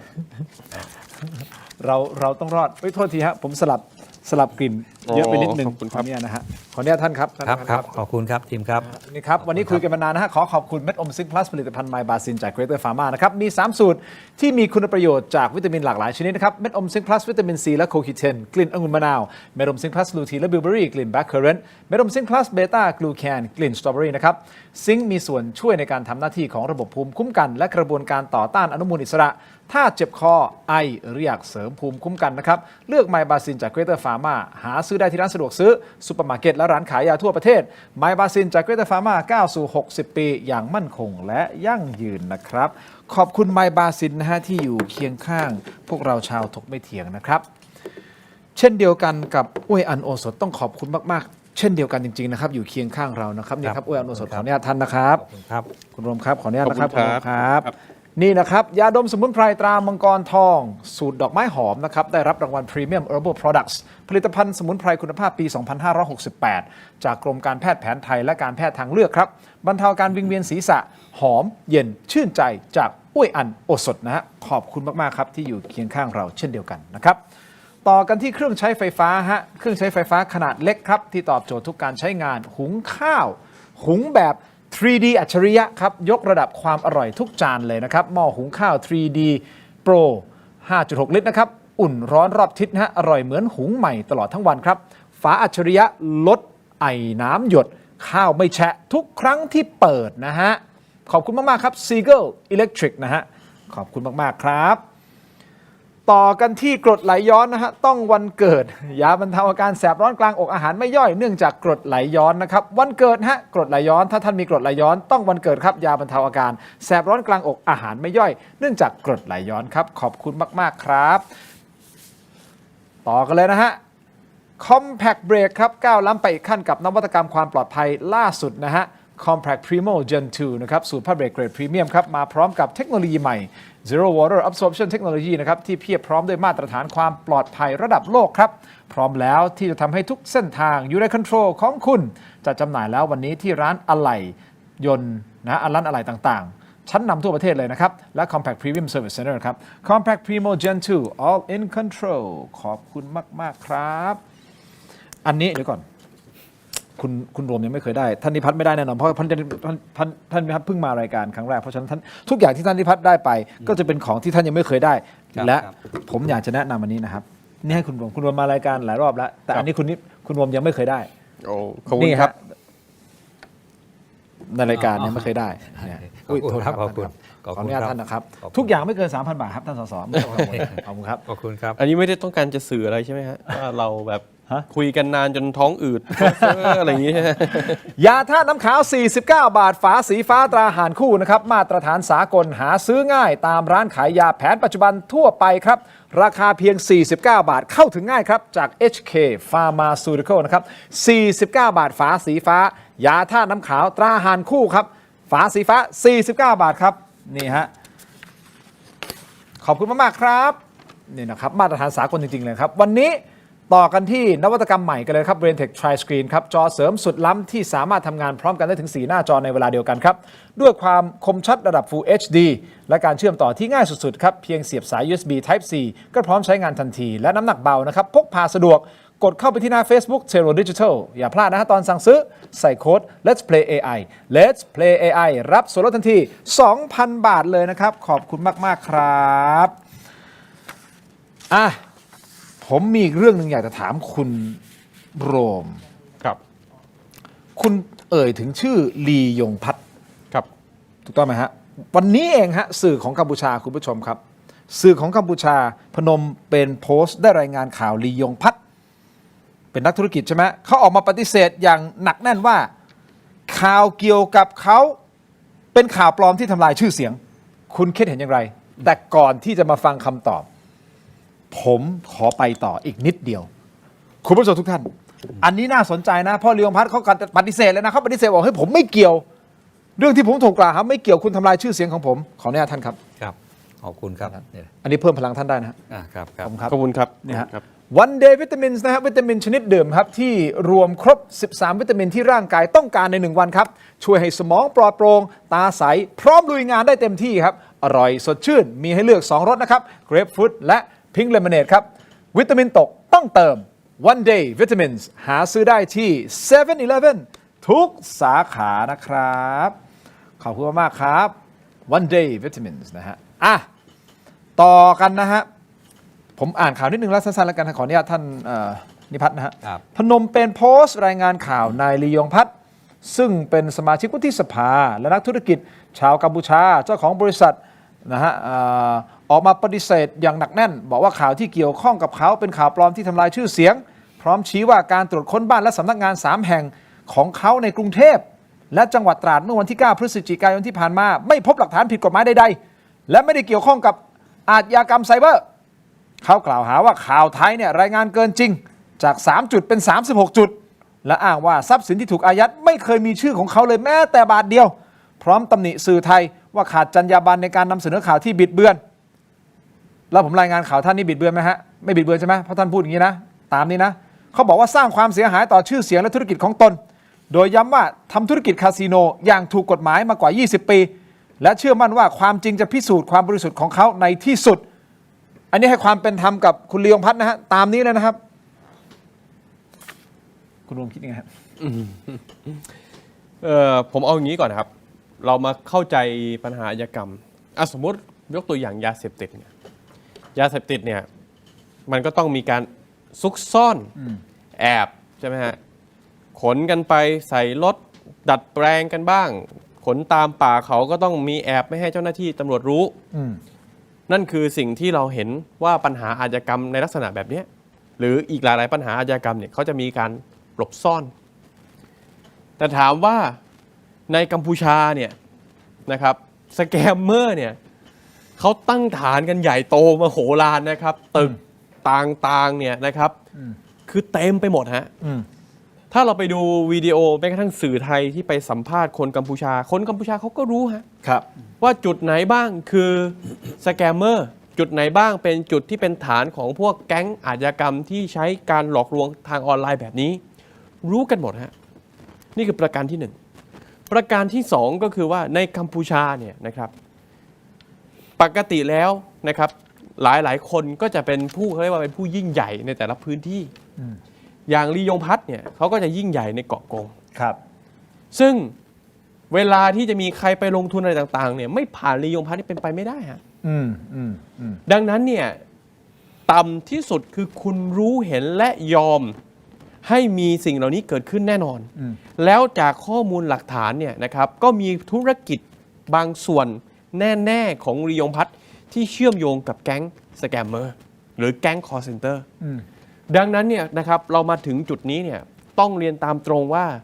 ข้อมูลของทางฝั่งไทยเนี่ยนะครับที่มีการตรวจสอบรียงพัฒน์แล้วในที่สุดก็นำไปสู่การเชื่อมโยงกับแก๊งสแกมเมอร์เนี่ยยืนยันตามนั้นจริงๆจึงเป็นเหตุผลว่าทำไมถึงมีการยึดอายัดทรัพย์ผมเนี่ยเสียดายอยู่อย่างหนึ่งว่าอะไรฮะข้อมูลเนี่ยนะครับที่ผมได้รับมาจากแหล่งข่าวที่เขาไม่ประสงค์ออกนามเนี่ยเขาบอกว่าจริงๆทรัพย์สินของรียงพัฒน์เนี่ยควรจะมีมากกว่านี้ด้วยซ้ำในประเทศไทยครับอาจจะสูงถึงไม่น้อยต้องบอกไม่น้อยกว่า 4,000 ล้านด้วยซ้ำแต่เพราะกระบวนการสืบสวนสอบสวนของเราเนี่ยที่มันใช้เวลาเนิ่นนานเนี่ยวันนี้ก็เลยยังยึดอายัดได้ไม่เท่าไหร่ น้อยกว่าที่เขาเคยมีจริงๆเขามีเยอะกว่านี้ฮะโอเคอย่างไรก็ตามผมก็ยังมีความหวังนะครับว่าถึงแม้ในเวลานี้จะยึดอายัดได้ไม่มากเนี่ยก็อาจจะยังมีการขยายผลแล้วมากไปอีกนะครับซึ่งก็คงต้องให้กำลังใจกับหน่วยงานรัฐในการดำเนินการเรื่องนี้อย่างจริงจังได้ครับคุณผู้ชมครับเมื่อประมาณช่วง 4 โมงเย็นที่ผ่านมาชาวเน็ตกัมพูชาลงคลิประบุว่ากองทัพกำลังเคลื่อนย้ายรถถังไปแนวหน้าอีกครั้งท่านนิพัฒน์ฮะอันนี้ประเด็นสำคัญมีคลิปนะฮะแล้วก็ชาวกัมพูชาในจังหวัดกัมปงสปือถ่ายคลิปลงโซเชียลระบุว่าทหารเรากลับสู่แนวหน้าอีกครั้งนี่ฮะเขาอ้างนี่ภาพนี้ฮะเขาอ้างว่าเนี่ยกองทัพกำลังเคลื่อนย้ายรถถังไปแนวหน้าอีกครั้งนี่คือจากกัมพูชานะฮะเป็นคลิปจากชาวเน็ตของกัมพูชาเนี่ยฮะอันนี้คือเรายังไม่ยืนยันนะครับเราไม่ยืนยันว่ามันเป็นคลิปล่าสุดคลิปใหม่คลิปเก่าอะไรด้วยเหตุผลไม่ยืนยันนะฮะแต่ว่าเนื่องจากสถานการณ์ทุ่นระเบิดมันระเบิดแล้วการพยายามสร้างสถานการณ์เบี่ยงเบนเนี่ยอันนี้ในนี้เป็นอีกคลิปหนึ่งนี่นะฮะแต่ทาง Army Military Force Page เขายืนยันมาว่าคือของจริงอันนี้ฮะเท่ากับว่ามันกำลังเคลื่อนย้ายเพื่อเตรียมอะไรฮะท่านถ้าเป็นจริงนะโอเคเรื่องแบบนี้นะครับไม่มีอะไรใหม่เลยนะครับทุกอย่างเก่านะครับไม่มีอะไรใหม่ทุกอย่างไม่มีอะไรใหม่นะครับทุกสิ่งทุกอย่างเนี่ยเราเผชิญกันมาหมดแล้วนะครับเรื่องภาพเราต่างเหล่านี้ก็ต้องยอมรับนะครับว่าทางฝ่ายกัมพูชาเองเขาก็มีคนที่จะทำงานในเรื่อง I.O. กลับมาเรื่องนี้อีกแล้ว I.O. ถูกไหมครับผลิตข่าวตรงนี้ขึ้นมา Information Operation ปฏิบัติการข่าวสารนะครับที่จะทำให้อีกฝ่ายหนึ่งเกิดความสับสนนะครับเข้าใจผิดอะไรต่างๆเหล่านี้เพราะฉะนั้นเนี่ยภาพต่างๆเหล่านี้ผมว่าคนไทยเองนะครับก็คุ้นชินอยู่พอสมควรแล้วก็มันขึ้นอยู่กับว่าเขาจะบรรยายมาว่ายังไงไอ้รถคันนี้จะไปไหนนะไปซื้อกับข้าวหรือเปล่านะครับอันนี้เนี่ยก็เอามาโชว์กันได้นะครับไอ้ที่นั่งรถกันไปเนี่ยมันมีทำได้หลายอย่างหรือจะเอารถไปซ่อมก็ไม่รู้นะครับเอารถไปล้างหรือเปล่าอะไรอยู่มานานแล้วเอานะครับที่ผมพูดเนี่ยไม่ได้มาหยามกันนะครับไม่ได้มาเหยียดมาหยามกันแต่ขอให้เรารู้ว่าเราเนี่ยกำลังอยู่ในโลกของโซเชียลมีเดียนะครับที่อะไรเข้ามาเนี่ยใช้วิจารณญาณเอาหน่อยโอเคครับอย่างนี้ฮะท่านฮะในมุมที่ท่านเป็นทหารและเป็นอดีตเจ้ากรมกิจการชายแดนทหารและเป็นอดีตปลัดกระทรวงกลาโหมเอาแบบตรงๆไปตรงมาเลยนะครับยอมรับว่าภาคการทำงานของรัฐบาลชุดที่แล้วนะคุณรวมแล้วก็ไปพูดกันเกี่ยวกับเรื่องของความสัมพันธ์ระหว่างรัฐบาลกับทหารมันดูเหมือนกระท่อนกระแท่นนะครับแล้วก็มีคลิปจนมีคลิปออกมาแล้วมีการแบบนะจากคุณเสร็จแล้วมันกลายเป็นว่ามันคนตั้งข้อสังเกตว่าความตึงเครียดระหว่างรัฐบาลชุดที่แล้วกับทหารเนี่ยไม่ค่อยราบรื่นเท่าไหร่แต่พอมารัฐบาลชุดนี้ในมุมของท่านคิดว่าความสัมพันธ์กับทหารเป็นยังไงครับรัฐบาลโดยคุณอนุทินชาญวิรากูลเรียนคุณทิมก่อนเลยนะครับต้องรีบออกตัวก่อนที่ผมนั่งคุยมาในรายการตลอดเนี่ยเดี๋ยวจะนึกว่าผมยังรับราชการอยู่นะครับเป็นอดีตนะครับผมใช้คำว่าแล้วก็ไม่ได้มีตำแหน่งหน้าที่อะไรแล้วทั้งหมดเนี่ยนะครับไม่ได้เป็นที่ปรึกษาอะไรกับใครทั้งสิ้นเป็นประชาชนคนธรรมดาคนหนึ่งนะครับทหารเขาก็ชอบรอบล้อกันว่าเป็นลุงเป็นลุงคนหนึ่งนะครับที่ติดตามสถานการณ์แล้วก็พอมีแบ็กกราวด์อยู่บ้างก็เลยมาคุยได้เป็นความจริงครับคือมันมีรอยต่อกันอยู่นะครับในช่วงเมื่อเกิดเหตุการณ์ในช่วงโอเคนะครับที่ต่อเนื่องกันมาตั้งแต่กุมภาที่ผ่านมาเนี่ยทั้งหมดเนี่ยคือการที่จะนับหนึ่งเนี่ยตรงนั้นน่ะมันมีอะไรที่ยักกันอยู่มันจะเริ่มตรงไหนผมซึ่ง วันนั้นนะครับก็เป็นที่ปรึกษานะครับของรองนายกภูมิธรรมอยู่ในวันนั้น แต่ไม่มีใครมาปรึกษาอะไรผมนะครับ ทั้งหมดเนี่ยเป็นที่ปรึกษามาตลอดไม่เคยมีใครปรึกษาผมเลย เป็นที่ปรึกษาแต่ไม่เคยเป็นที่ปรึกษา แต่ผมพอเข้าใจว่าโอเค กว่าสมชจะเรียกประชุมได้เนี่ยโอ้โหใจจะขาด มันคือการนับหนึ่งไงครับ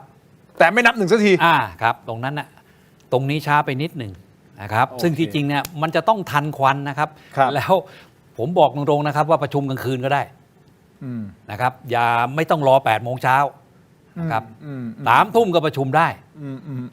มันช้าไปโอเคนะครับโอเคมีรอยต่ออยู่แต่ตรงนี้เนี่ยมันโอเคเครื่องมันพอติดแล้วนะครับ ตอนนี้นะตอนนี้ยุคนี้โอเคดีกว่าความสัมพันธ์ดีขึ้นแล้วผู้นำก็ชัดเจนโอเคนะครับโอเคคุณลมคิดเห็นกับประเด็นนี้เรื่องรอยต่อฐานมันทำให้เราเสียโอกาสมันทำให้เราช้าหรือทำให้เราเพลียบพล้ำไปไหมคือต้องถามว่ารัฐบาลที่แล้วนี่ทำงานกับหน่วยงานรัฐต่างๆเนี่ยมีหน่วยงานไหนไม่มีรอยต่อบ้างนะ มันก็มีรอยต่อทั้งหมดนะครับจะเอากฤษฎีกาไหมฮะ ก็มีประเด็นใช่ไหมครับคือเราต้องยอมรับว่านโยบายหลายๆอย่างของรัฐบาลที่แล้วเนี่ยไม่สามารถที่จะนำเสนอได้อย่างเป็นรูปธรรมต่อพี่น้องประชาชนจริงๆโอเคนโยบายเรือธงอะไรอย่างดิจิตอลวอลเล็ตก็มีปัญหาก็ต้องยอมรับมันมีปัญหาแทบจะทุกหน่วยงานโอเคอันนี้คือเราต้องยอมรับความจริงนะครับว่ามันมีรอยต่อทั้งหมดซึ่งผมคิดว่าส่วนหนึ่งนะครับส่วนหนึ่งเราต้องยอมรับว่ารัฐบาลที่แล้วเนี่ยประชาชนเนี่ยนะครับขาดความเชื่อมั่นแล้วการที่ขาดความเชื่อมั่นเนี่ยนะครับมันทำให้ความไว้วางใจหลายๆอย่างเนี่ยมันส่งผลกระทบครับอย่างเรื่องคลิปเสียงเนี่ยอันนี้ต้องยอมรับนะครับว่าผมไม่ได้บอกว่าผมเห็นด้วยกับการไปอัดคลิปเสียงของฮุนเซนนะครับการอัดคลิปเสียงแบบนั้นเนี่ยพูดกันตรงไปตรงมาก็คือประเทศอื่นๆเวลาเขามองเนี่ยเขาก็ไม่ไว้ใจฮะต่อไปนี้คุยกับสมเด็จฮุนเซนเนี่ยมันจะถูกอัดคลิปหรือเปล่าก็ไม่รู้แต่นอกเหนือจากนั้นเราก็ต้องยอมรับว่าในเนื้อหาสาระการพูดคุยเนี่ยมันก็สร้างความไม่ไว้วางใจจริงๆให้กับพี่น้องประชาชนแล้วมันก็ทำให้เกิดบรรยากาศ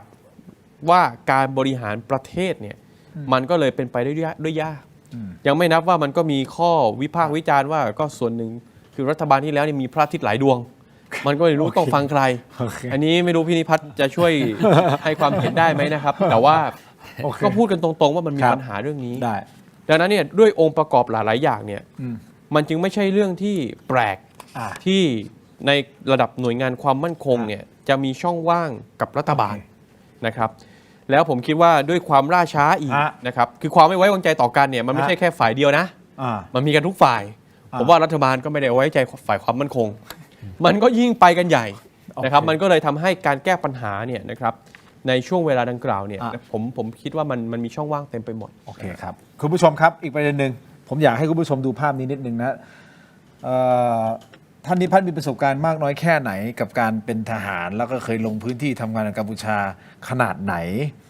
นะฮะเดี๋ยวไปดูภาพกันนิดนึงครับพอดีเรามีภาพนี้นะครับภาพย้อนกลับไปในอดีตใช่ไหม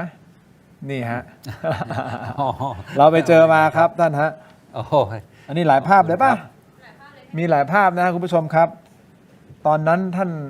นี่ท่านไหนฮะท่านที่นั่งอยู่ป่ะฮะใส่แว่นใช่ไหมฮะโอ้ในกล่าวครับในกรอบสี่เหลี่ยมข้างบนมุมขวานั่นนะครับคือผมนะครับเป็นผู้บังคับหมวดปืนเล็ก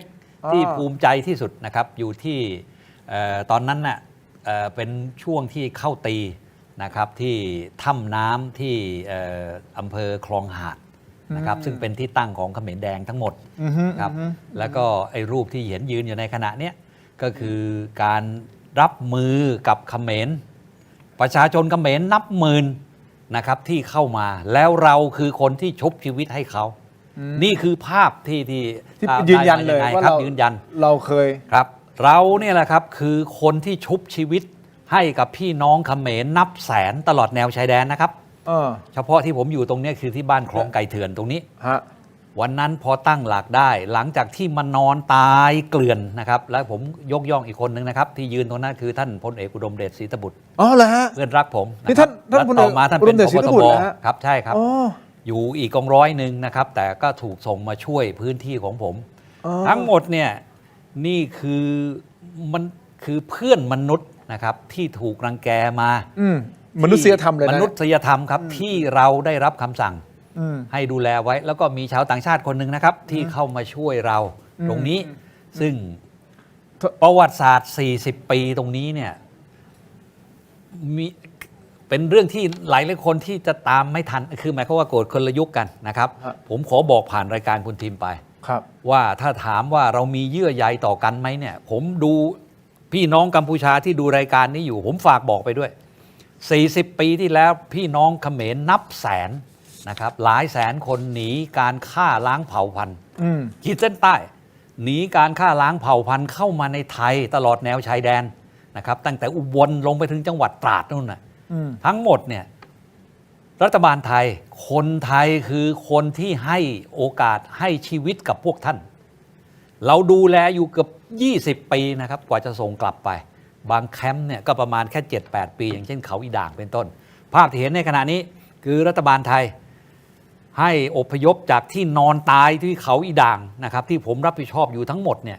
เอารถมารับเพื่อเอาไปใส่ที่เขาอีด่างซึ่งมีองค์กรต่างชาติเข้ามาดูแลตรงนี้อธิบายสั้นๆเท่านี้ครับประสบการณ์เนี่ยนะครับเอาแค่นี้พอนะครับเป็นทหารไม่ต้องพูดมากว่าทำอะไรยังไงเผชิญหน้ามาทั้งหมดนะครับแม้กระทั่งเขมรแดงที่ขอเข้ามาผูกมิตรด้วยนะครับมาขออาหารกินขอในเรื่องของโอเคพูดแค่นี้พอโอเคเอาอย่างนี้ครับสื่อสารไปที่พ่อแม่พี่น้องชาวกัมพูชาครับเพราะผมย้ำเสมอนะคุณโรมท่านนิพัฒน์ว่าเราไม่มีความขัดแย้งระหว่างประชาชนกันเองนะฮะถูกต้องครับเรามีปัญหากับรัฐของคุณหมายถึงว่าผู้บริหารของรัฐของคุณนะฮะที่เขากำลังสร้างนะเงื่อนไขต่างๆให้พวกคุณอยู่กันอย่างเงี้ยและนี่คือครั้งหนึ่งที่เราเคยช่วยคุณด้วยมนุษยธรรมมันมีประวัติศาสตร์อดีตมันถูกจารึกเอาไว้อยู่แล้วมันแก้ไม่ได้เพราะฉะนั้นน้องๆที่เกิดในยุคหลังที่ไม่ทันบางคนเข้าใจว่านี่คือประเทศไทยนี่คือประเทศของเขาซึ่งมันคือประเทศไทยเป็นต้นอันนี้เราไม่โทษเด็กๆบางทีเด็กๆก็จะไม่ทราบโดนใส่ข้อมูลที่อาจจะไม่ถูกต้องเพราะฉะนั้นเราสื่อสารตรงนี้ไปท่านนิพัฒน์พูดแบบชัดเจนเมื่อสักครู่นี้ผมก็ขอบคุณท่านในการที่จะอธิบายให้ท่านทราบและอีกภาพหนึ่งผมขออนุญาตไปต่อเลยนะครับอีกภาพหนึ่งฮะสั้นๆนิดเดียวครับการทำงานเพราะมีท่านบอกนะครับว่าเคยเจอหรือเปล่านี่ฮะท่านเคยไปครับเผื่อหลายคนไม่เชื่อทีมงานก็เลยจัดให้นะฮะว่าตกลงท่านเคยไปหรือเปล่าซึ่งทีมงานนะฮะน้องทีมงานคนนี้คือเขารอผมขานชื่อแต่ผมจะไม่ขานผมจะไม่ขานผมจะตะโกนชื่อฮะน้องมะเหมี่ยวเรานะฮะหาภาพนี้มาได้ท่านขอบคุณครับนี่คือท่านทั้งที่คือในมุมของทหารการไปในมุมทหารนี่ฮะท่านดูเอาละกันนะครับถ้าไล่มาจากจอนะครับทางขวามือท่านหุนเซนนะครับแล้วถัดไปก็คือไปแล้วภาพไปแล้วล่ามนะครับล่ามที่แปลภาษาตลอดซึ่งเป็นล่ามเป็น official แล้วก็ที่ถัดไปก็เป็นโอเคนี่นะครับภาพมันไปเร็วนิดนึงนี่ก็คือการประชุมนะครับที่ไม่เป็นทางการที่เกิดขึ้นมาตลอดเพราะฉะนั้นไอ้ GBC RBC ทั้งหมดเนี่ยผมคือเลขาการประชุมมานะครับแล้วก็อยากจะบอกผ่านรายการนี้ไปนะครับไอ้ที่ประชุมกันไปแล้วก็มีเอกสารไปลงนามกันนะครับก็โอเคในบรรยากาศที่ดีๆที่พูดกันรู้เรื่องมันก็ไม่มีอะไรที่จะต้องไปกังวลนะครับแต่พอจะบอกได้ว่าถ้ามันมีเหตุการณ์จริงๆแล้วเนี่ยเอกสารที่ว่าเนี่ยไม่มีความหมายอะไรไม่มีประโยชน์ครับแล้วที่ผมกล้าพูดตรงนี้ก็เพราะว่าเมื่อมาลงนามในเอกสารเมื่อ26 ตุลาที่ผ่านมากันแล้วเนี่ยท่านไม่ทำตามนะครับท่านละเมิดตรงนี้นี่คือประเด็นครับนี่คือประเด็นเพราะฉะนั้นถ้าละเมิดอีกรวมอีกนิดเดียวนะครับเดี๋ยวแป๊บเดียวขอโทษพี่ลมด้วยนะครับแล้วถัดมานะครับแล้วก็มีที่ใส่ชุดซาฟารีนั่นคือแม่ทัพนะครับถ้าผมจำไม่ผิดชื่อเจียมมอนที่เผชิญหน้ากับเราอยู่นะครับและถัดมานะก็คือตอนนั้นเป็นรองเจ้ากรมแผนที่ทหารนะครับเพื่อนรุ่นเดียวกับผมพลตรีนพดลโชติศิริหลังก็มาเป็นเจ้ากรมนะครับแล้วที่เหลือก็ถัดมาผมแล้วก็ที่นั่นสุดก็คือท่านอดีตแม่ทัพ2นะครับพลโทธวัชชัยสมุนสาครวันนั้นบรรยากาศพูดคุยกันสร้างสรรค์นะครับคือพยายามหาทางกันว่าโอเคไอ้ประชุมก็ประชุมไปแต่มาคุยกันแบบนี้นี่คือวิธีการทำงานนะครับมันเป็นหน้าที่ด้วยครับมันเป็นหน้าที่ขอบคุณมากเลยนะครับคุณโรมเราคงต้องติดตามกันต่อว่าตกลงสแกมเมอร์รัฐบาลจะเอาจริงเอาจังในมิติไหนคงต้องดำเนินการคู่ขนานกันนะครับทั้งชายแดนแล้วก็สแกมเมอร์ แต่ว่าทิ้งสแกมเมอร์ไม่ได้ เข้าใจครับ นั่นคือสิ่งที่ทางฝ่ายกัมพูชาอยากให้เราทิ้งมากที่สุดฮะ เราไม่ทิ้งฮะเราต้องไม่ทิ้งครับคุณผู้ชมครับเอาละฮะยังไงมีครบถ้วนนะครบถ้วนนะฮะขอบคุณนะครับแต่ผมยังขออีกประเด็นเดียวสั้นๆนิดเดียวนะฮะไปที่ Shopee ตอนนี้นะฮะ Lazada ก็ได้ครับ TikTok ก็ได้ครับ Facebook ก็ได้พิมพ์คำว่าชนแฮนด์ครีมครับชนครีมทามือก็ได้ CHOL นะครับเพราะนี่คือครีมทามือสูตรน้ำมันหอมระเหยครับน้ำมันหอมระเหยแท้ครับมือพังซ่อมได้ซ่อมแซมฟื้นฟูลดริ้วรอยนะครับมีสารสกัดต่างๆที่มาจากธรรมชาติทั้งนั้นนี่คือสินค้าของผมที่เราขายในห้างสรรพสินค้าศูนย์การค้าไม่ว่าจะเป็นไอคอนสยามเซ็นทรัลเวิลด์นะเอ็มโคเทียรวมถึงKing Power แล้วก็แซมพารากอนด้วยนะครับคือเราขายมาหลายปีชาวต่างชาติเป็นลูกค้าเราส่วนใหญ่เพราะว่านักท่องเที่ยวเยอะถูกต้องไหมครับแต่ตอนนี้ผมอยากให้คนไทยได้ลองใช้ดูนี่เป็นตัวเปิดใจเพราะเราขายน้ำมันหอมระเหยแท้เพื่อการบำบัดอยู่แล้วนะครับแต่เปิดใจเพราะนี่เป็นผลิตภัณฑ์ที่มีน้ำมันหอมระเหยแท้อยู่ในนี้ทาปุ๊บเนี่ยผมบอกได้เลยนะทั้งกลิ่นนะรวมถึงความนะนุ่มของมือนะฮะลองดูว่าลองใช้ดูนะครับเปิดใจนิดนึงครับพิมพ์เข้ามานะฮะคุณรวมด้วยนะ ให้ผมพิมพ์เข้าไปด้วยใช่ไหม ตอนนี้ไลฟ์กันอยู่ด้วยนะใน Shopee ชนโรแมนติกนะฮะตอนนะฮะวันนี้ขอบคุณท่านนิพัฒน์ทองเล็กมากๆเลยนะครับที่ให้เกียรติกับรายการนะครับท่านครับผมแทรกนิดได้ไหมก่อนจะจบรายการขอบคุณทิมนะครับที่เมื่อกี้พูดประโยคทองที่ผมลืมไปว่าพี่น้องประชาชนชาวกัมพูชาไม่ใช่คู่ขัดแย้งนะครับเรายังเป็นมิตรเป็นไมตรีกันอยู่นะครับหากแต่ว่าปมประเด็นปัญหาที่ขนาดต้องใช้อาวุธกันขนาดนี้อยู่ที่ตัวผู้นำครับสิ่งต่างๆเหล่านี้เราต้องแยกแยะกันนิดหนึ่งว่าพี่น้องที่อยู่ตามแนวชายแดนแม้แต่ของไทยกับของกัมพูชาเราไม่ใช่ศัตรูกันนะครับตรงนี้มองเป็นแบบนี้ขอบคุณที่เอ่ยประโยคนี้ขึ้นมาออกมาแล้วครับขอบคุณมากนะครับท่านครับขอบคุณครับ ขอบคุณนะครับ ท่านรมครับขอบคุณครับทั้งหมดนี้คือถกไม่เถียงครับเห็นป่ะผมถามว่ามีอะไรเพิ่มเติมไหมทีมงานของผมว่าไม่มีละพอผมจะปิดรายการบอกเดี๋ยวก่อนมีอีกหนึ่งคลิปอยากให้ผู้ชมได้เห็นแล้วเดี๋ยวมีโหวตด้วยมาดูนะฮะหนึ่งคลิปนั้นคืออะไรไปครับใช้ตัวที่เป็นสายเลือดแล้วก็ตัวที่เป็นราคาดีครับใช้ใหม่ใช้เห็นมีเส้นไก่อยู่บนถ้าพูดภาษาบ้านๆก็คือ4-5 คนที่บาดเจ็บเนี่ยต้องไม่เจ็บฟรีถูกไหมคะคนที่เจ็บกว่าคือพวกผมนะ ขอบคุณนะครับ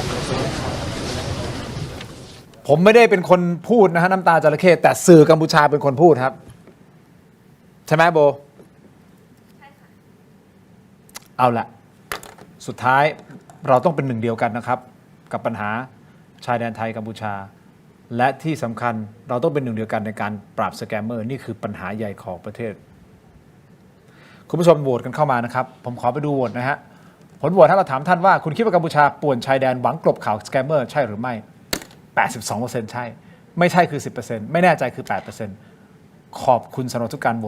วตกันเข้ามานะครับ 8,000 กว่าโหวตขอบคุณมากๆครับขอบคุณท่านนิพัฒน์ทองเล็กอีกครั้งหนึ่งนะครับขอบคุณครับคุณรงครับขอบคุณครับเจอกันครับลาไปก่อนครับถกไปทีครับสวัสดีครับ